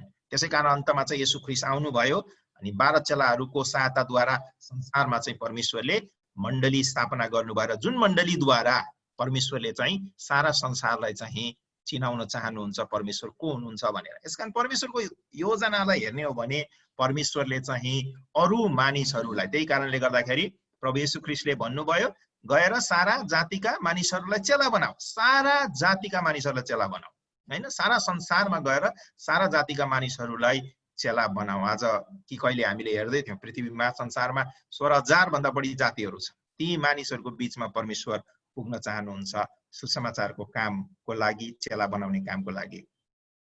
र यसरी हामी देख्दछौँ कि मिसनको काम को कुराहरू चाहिँ हामीले प्रकाशको पुस्तकमा हेर्यौँ भने त्यहाँ पनि हामी देख्दछौँ कि अन्तको दिनमा चाहिँ जातिहरूबाट भेला भएर परमेश्वरको आराधना हैन, थुमाको आराधना गर्ने काम चाहिँ हुनेछ। र यो परमेश्वरको दर्शन हो, यो परमेश्वरको चाहना हो, यो परमेश्वरको योजना हो। र यो चाहना, यो योजना पूरा गर्ने चाहिँ तपाईँ र म परिवार हो। तपाईँ र म परिवारहरू मिलेर जब यो परमेश्वरको काममा हामी सहायता गर्छौँ तब चाहिँ हामीले परमेश्वरले चाहनु भएको सारा जातिका मानिसहरूलाई चेला बनाऊ भन्ने जुन चाहना छ परमेश्वरको मिसनको काम छ त्यो चाहिँ तपाईँ र मैले पुरा गर्न सक्छौँ। त्यसकारण परमेश्वरले हाम्रो परिवारद्वारा मिसनको काम गर्न चाहनुहुन्छ। हामीले हेर्यौं कि परमेश्वरले पहिलो कुरा यो सृष्टिको हेरचाह गरेको चाहनुहुन्छ। हामी जहाँ छौँ, हामी जुन ठाउँमा छौँ त्यो ठाउँको वरिपरिको वास्ता गरेको, टेक केयर गरेको परमेश्वर चाहनुहुन्छ। दोस्रो कुरा परमेश्वरले को योजना जुन सारा संसारमा छ त्यो योजना चाहिँ हाम्रो परिवारबाट परमेश्वरले पूरा गर्न चाहनुहुन्छ। अनि तेस्रो कुरा चाहिँ हो सुसमाचार चाहिँ आज पास्टर मण्डलीको सेवकहरूको मात्र जिम्मा होइन, तर मण्डलीको हरेक परिवारको, हरेक विश्वासीको, हरेक परिवारको चाहिँ जिम्मा चाहिँ हो कि सुसमाचार प्रचार गर्ने, सुसमाचार सुनाउने हामी हरेक परिवारको चाहिँ जिम्मा हो। अनि हामी हेर्दछौँ कि प्रेरित 18 अध्याय त्यहाँ डिस्प्ले गरिएको छ, 1 देखि 3, त्यसै गरिकन 18 को 24 पदमा तपाईँ 18 देखि 24 मा तपाईहरुले त्यहाँ पाउनुहुनेछ कि अकिलास र प्रिस्किला, अझ भनौँ भने त्यहाँ पौलले पहिला अकिलास भन्दा पनि प्रिस्किलाको नाम चाहिँ उनले लिएका छन्। प्रिस्किला र अकिलासको घर, किन उनले अकिलासको घर भएनन् त, हैन? त्यो त्यति बेलाको समयमा त श्रीमानको नामबाट चाहिँ श्रीमती चिनिन्थ्यो, तर पौलले उल्टो गरेका छन्, प्रिस्किला र अकिलासको घर भनेर उनले भनेका छन्। किन भन्दाखेरि यो जोडीद्वारा चाहिँ, यो जोडी जहाँ जहाँ गए है, हामीले यहाँ तपाईहरुले यहाँ म्याप पनि डिस्प्ले गरेको छ, तपाईहरुले यहाँ हेर्न सक्नुहुन्छ। उनीहरू रोममा थिए, रोमबाट उनीहरू कोरिन्थमा आए, उनीहरू फेरि एफेसस गए, उनीहरू फेरि फर्केर आए है। उनीहरू जहाँ जहाँ गए उनीहरूले चाहिँ मण्डली स्थापना गर्ने काम गरे, उनीहरूले मानिसहरूलाई सुसमाचार सुनाउने काम गरे है। यतिसम्म कि परमेश्वरको जनलाई पनि उनीहरूले अतिथि सत्कार गरे हैन। पौलको सहकर्मी भए यो जोडी हैन, र उनीहरूले जुन काम गरे त्यो चाहिँ असम्मको थियो। यसकारणले गर्दाखेरि यसबाट हामी के सिक्न सक्छौँ भन्दाखेरि हाम्रो जोडीलाई पनि, हामी श्रीमान श्रीमतीहरू हैन, हामी त्यो यहाँ प्राय जसो तपाईहरु सेवकाईमा आबद्ध हुनुहुन्छ कुनै न कुनै रूपमा, कतिजना पास्टरहरू हुनुहुन्छ भन्दाखेरि हामीले के सिक्न सक्छौँ, हाम्रो मण्डलीलाई हामीले के उत्साह दिन सक्छौँ भन्दाखेरि तपाईँ र हाम्रो मण्डलीमा भएको हरेक परिवार चाहिँ महत्त्वपूर्ण छ हैन। सुसमाचार सुनाउने कुरा चाहिँ पास्टर र अगुवाको मात्र होइन, तर मण्डलीमा भएको हरेक परिवारको जिम्मा हो कि आज सुसमाचार सुनाउने। चाहे उनीहरूले फुल टाइम गर्ने मात्र होइन, चाहे उनीहरू चाहिँ खेतीपाती गरून्, चाहे टिचिङ गरून्, चाहे उनीहरू विदेश जाउन्, जहाँसुकै व्यापार व्यवसाय गरून्, ती क्षेत्रहरूमा चाहिँ सुसमाचार सुनाउने काम हैन। मौखिक रूपमा मात्र सुसमाचार सुनाउने होइन, तर जीवनबाट एउटा जीवन चाहिँ उनीहरूको गवाही हुनुपर्छ। अनि यसकारणले गर्दाखेरि हामी जहाँ छौँ, जस्तो अवस्थामा छौँ, त्यो ठाउँमा हाम्रो परिवारद्वारा चाहिँ गवाही बन्ने काम चाहिँ आज हामीले गर्नुपर्छ, जुन कुरा चाहिँ परमेश्वरले हरेक परिवारबाट चाहिँ चाहनुहुन्छ। अब अर्को कुरा हामी हेर्नेछौँ कि परमेश्वरले हाम्रो परिवारबाट चाहनु भएको महत्त्वपूर्ण कुरा हो कि हाम्रा छोरा छोरीहरूलाई हामीले चेला बनाउने काम है। जुन कुरा हामी प्रेरित 16 अध्यायमा हामी पाउँछौँ, त्यसको 1 देखि 3, त्यसपछि दोस्रो तिमोथी 1 को 5 मा हामी पाउँदछौँ, जहाँ चाहिँ उनको बजै र उनको आमाले चाहिँ चेलालाई के अरे तिमोथीलाई निर्माण गर्ने काम, सिकाउने काम, परमेश्वरको वचनमा हुर्काउने काम। अघि नै हामीले हेर्दै थियौँ नैतिकताका कुराहरू, चरित्रताका कुराहरू, मूल्य र मान्यताका कुराहरू हामीले हाम्रो नानीहरूलाई दिनुपर्छ है। अनि भनिन्छ कि 8 वर्षसम्मको उमेर चाहिँ नानीहरू चाहिँ एकदमै यो महत्त्वपूर्ण उमेर हो। यिनीहरूको दिमाग चाहिँ यिनीहरूको त्यति बेला हामी उनीहरूलाई जे सिकाउँछौँ त्यति बेला यिनीहरूले कहिले पनि बिर्सिँदैन है। त्यसैले यो चाहिँ आधार हामीले बनाउने, यो चाहिँ हामीले जग बसाल्ने उमेर हो। अनि हाम्रो नानीहरूलाई हामीले के सिकाउँछौँ त, आज हामीले कसको जिम्मा लाउँछौँ त? आजको समयमा आजको सहरी क्षेत्रमा अब धेरै ठाउँहरूमा हामीले हेर्दछौँ कि अब कामको बाध्यताले गर्दाखेरि, काम गर्नुपर्ने बाध्यताले गर्दाखेरि हामी आमाहरूले, बाउहरूले आज हाम्रो नानीहरूलाई 6 महिनाको नानीहरूलाई डे केयरको जिम्मा लगाउँछौँ। हामी त्यो नानीबाट के आशा गर्न सक्छौँ? हामी विचार गरौँ, त्यो डे केयरमा के हाम्रो नानीहरूलाई उनीहरू ठिकसँग बिहेभ गर्छन् त? के नानीहरूलाई ठिक प्रकारले व्यवहार गर्छन् त? के हाम्रो 2-3 वर्षका नानीहरूलाई उनीहरूले ठिक कुराहरू सिकाउँछन् त? कदापि सिकाउँदैनन् हैन। त्यो त पैसाको निम्ति गरिएको कुरा हो नि त। उनीहरूले मूल्य मान्यता कहिले पनि सिकाउँदैनन्, वचनका कुरा कहिले पनि सिकाउँदैनन् अनि त्यो कुरा सिकाउने जिम्मा चाहिँ त्यहाँ डे केयरले होइन तर परमेश्वरले आज हामीलाई दिनुभएको छ है। धेरैचोटि बाबुआमाले बाजे बजेको जिम्मा लगाइदिन्छन्। बाजे बजेको हो हेर्नुपर्छ, तर सबै कुरा बाजे बजेको जिम्मामा होइन। आज हाम्रो जिम्मामा बाबुआमाको जिम्मामा परमेश्वरले नानीहरू दिनुभएको छ। अनि त्यो नानीहरूलाई सिकाउने, हुर्काउने, हेर्ने, उनीहरूको मनोवैज्ञानिक, भावनात्मक, आत्मिकी रूपमा चाहिँ शिक्षा दिने काम चाहिँ हामी आमा बुवाले गर्नुपर्छ। यदि हामीले 12 वर्ष हाम्रो नानीहरूलाई फुत्कायौँ भने, यदि यो उमेरमा हामीले सिकाएनौँ भने हामीले हाम्रो नानीहरूलाई हामी गुमाउँछौँ।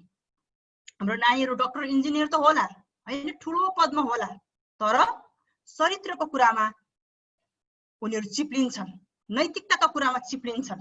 आज धेरै पढे लेखेका मान्छेहरू किन भ्रष्टाचार गर्छन् होइन? आज धेरै पढे लेखेका मान्छेहरू किन अनैतिक काम गर्छन्? त्यसको पछाडि यदि हामी ब्याकग्राउन्ड हामीले हेर्यौँ भने, उनीहरूको पृष्ठभूमि हेर्यौँ भने उनीहरूको ब्रटअप हामी हेर्नुपर्छ है। धेरैचोटि बाबु आमाले समय नदिएको कारणले गर्दाखेरि नानीहरू विद्रोही भएका छन् है। आज धेरै नानीहरूको धेरै परिवार किन टुट्दैछ भन्दाखेरि विगतमा हेर्ने भने उनीहरूको बाबुआमाको परिवार टुटेको छ। डिभोर्स भएका बाबुआमाको नानीहरूको पनि परिवार टुट्ने सम्भावना धेरै हुन्छ। यसकारणले गर्दाखेरि हाम्रो नानीहरूलाई हामीले के सिकाउँदैछौँ? हाम्रो दिमागी कुरा सिकाउँदैछौँ, बाहिरको कुरा सिकाउँदैछौँ कि हामीले परमेश्वरको वचनबाट सिकाउँदैछौँ? हामीले जसरी व्यवस्थाको पुस्तकमा लेखेको छ, व्यवस्थाको पुस्तक 6:4 देखि 7 मा हामीले हेर्यौँ भने त्यहाँ चाहिँ कि इजरायलीहरूलाई परमेश्वरले दिनुभएको एउटा आज्ञा हो कि सुन इजरायली, आफ्नो परमेश्वरलाई सारा हृदयले, सारा शक्तिले, सारा समझले के गर? प्रेम गर।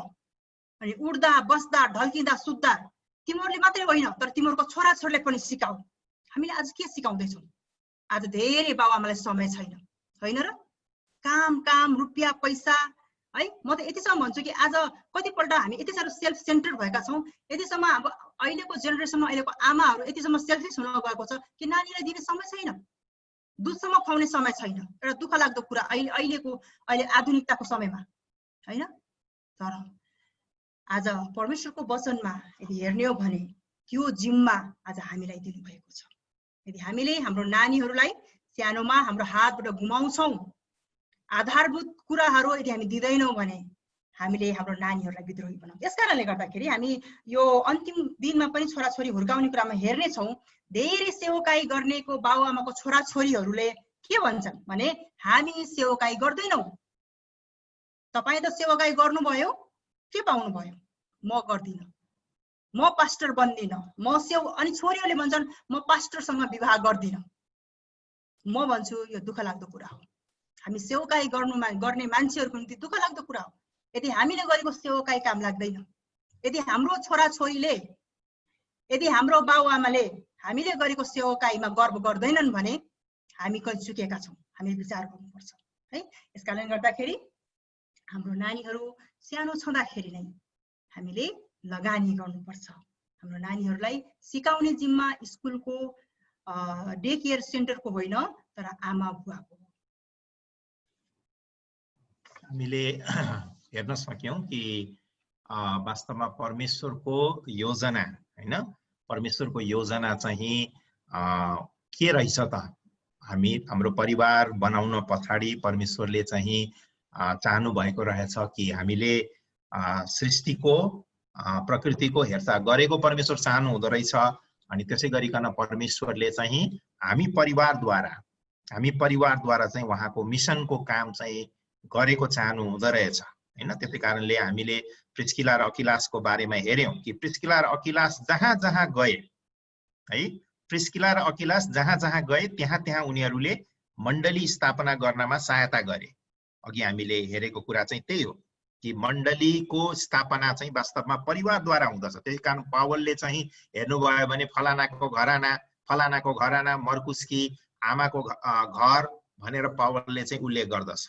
अनि हामी देख्दछौँ कि सुरुको शताब्दीमा मण्डली स्थापना चाहिँ वास्तवमा ठुल्ठुलो प्रचारकहरूद्वारा भएको होइन।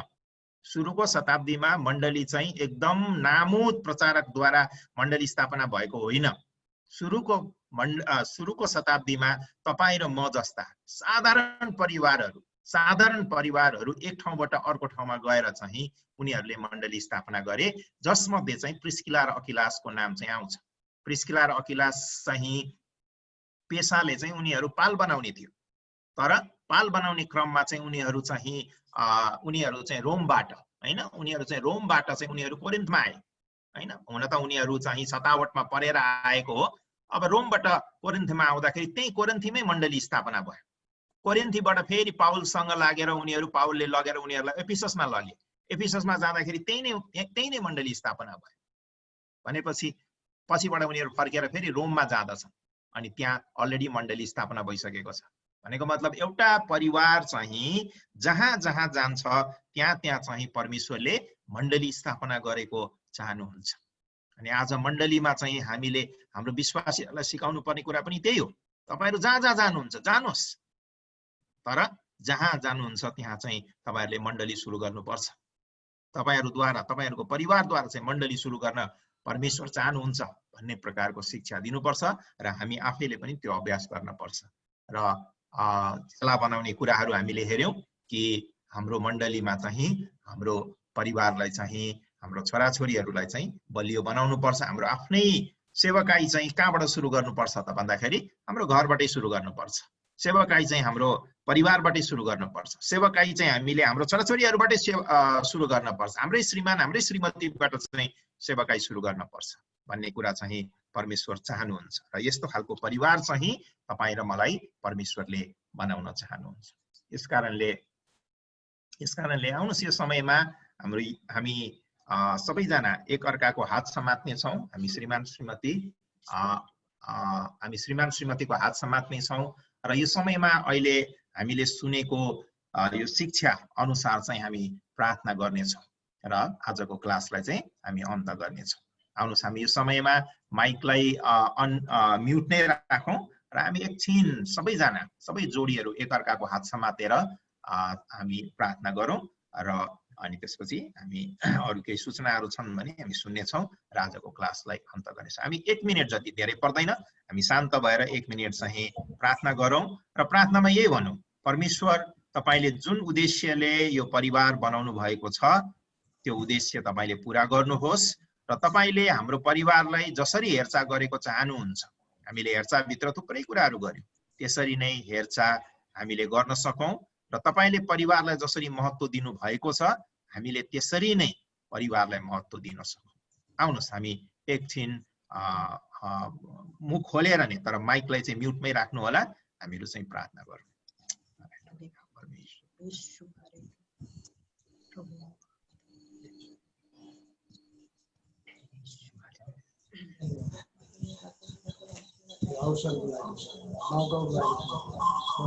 आधारभूत शिक्षा परिवारको लागि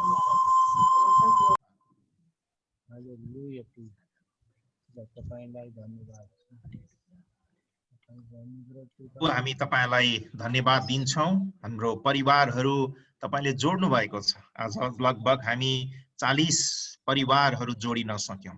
हो प्रभु, हामी तपाईलाई धन्यवाद दिन्छौं यी सबै एक एक जोडीहरूको लागि जसले आफ्नो कामहरूलाई, आफ्नो प्राथमिकताहरूलाई अरु प्राथमिकताहरूलाई छुट्याएर आज यहाँ परिवारको बारेमा सिक्न आउनु भएको छ र तपाईले हामीलाई देखाउनु भयो कि परिवार कतिसम्म महत्त्वपूर्ण छ, किन महत्त्वपूर्ण छ परिवार भन्ने कुरा तपाईले हामीलाई देखाउनु भयो, सिकाउनु भयो। तपाईले हामीलाई सिकाउनु भयो कि परिवारको हेरचाह चाहिँ गर्न किन आवश्यक छ, किन महत्त्वपूर्ण छ, परिवारको हेरचाह हामीले किन गर्नुपर्छ भन्ने कुराहरू सिकाउनु भयो, कसरी गर्नुपर्छ भन्ने कुराहरू सिकाउनु भयो र साथसाथै अन्तमा चाहिँ तपाईले वास्तवमा परिवारबाट गर्न खोजेको काम चाहिँ के हो त भन्ने कुराहरू पनि तपाईले हामीलाई सिकाउनु भयो।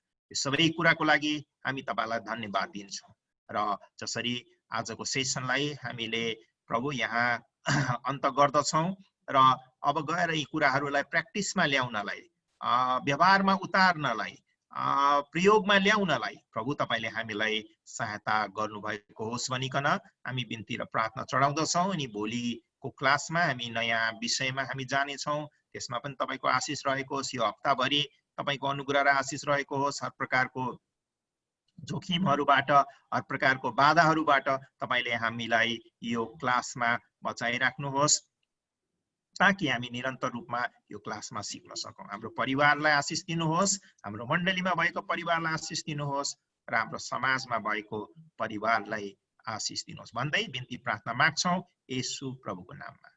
आमेन आमेन। सबैलाई जय मसीह, जय मसीह, जय मसीह, जय मसीह। तपाईहरु सबैले माइकलाई अनम्युट गरेर जय मसीह, जय मसीह भन्न सक्नुहुन्छ। सबैलाई जय मसीह, जय मसीह, सबैलाई जय मसीह, जय मसीह, जय मसीह, जय मसीह, जय मसीह। ल सबैलाई जय मसीह। धन्यवाद धेरै धेरै तपाईहरु जोडिनु भएको छ र हाम्रो अनुरोध चाहिँ भोलि पनि एकदम टाइममा समयमा यसरी नै जोडिदिनु होला र अब कति जनाको प्रब्लम हुन्छ यसरी जोडिने क्रममा अनि हामी तपाईहरुलाई सायद भिडियो रेकर्डिङ भइरहेको छ, तपाईहरुलाई रेकर्डेड भिडियोहरु पठाइने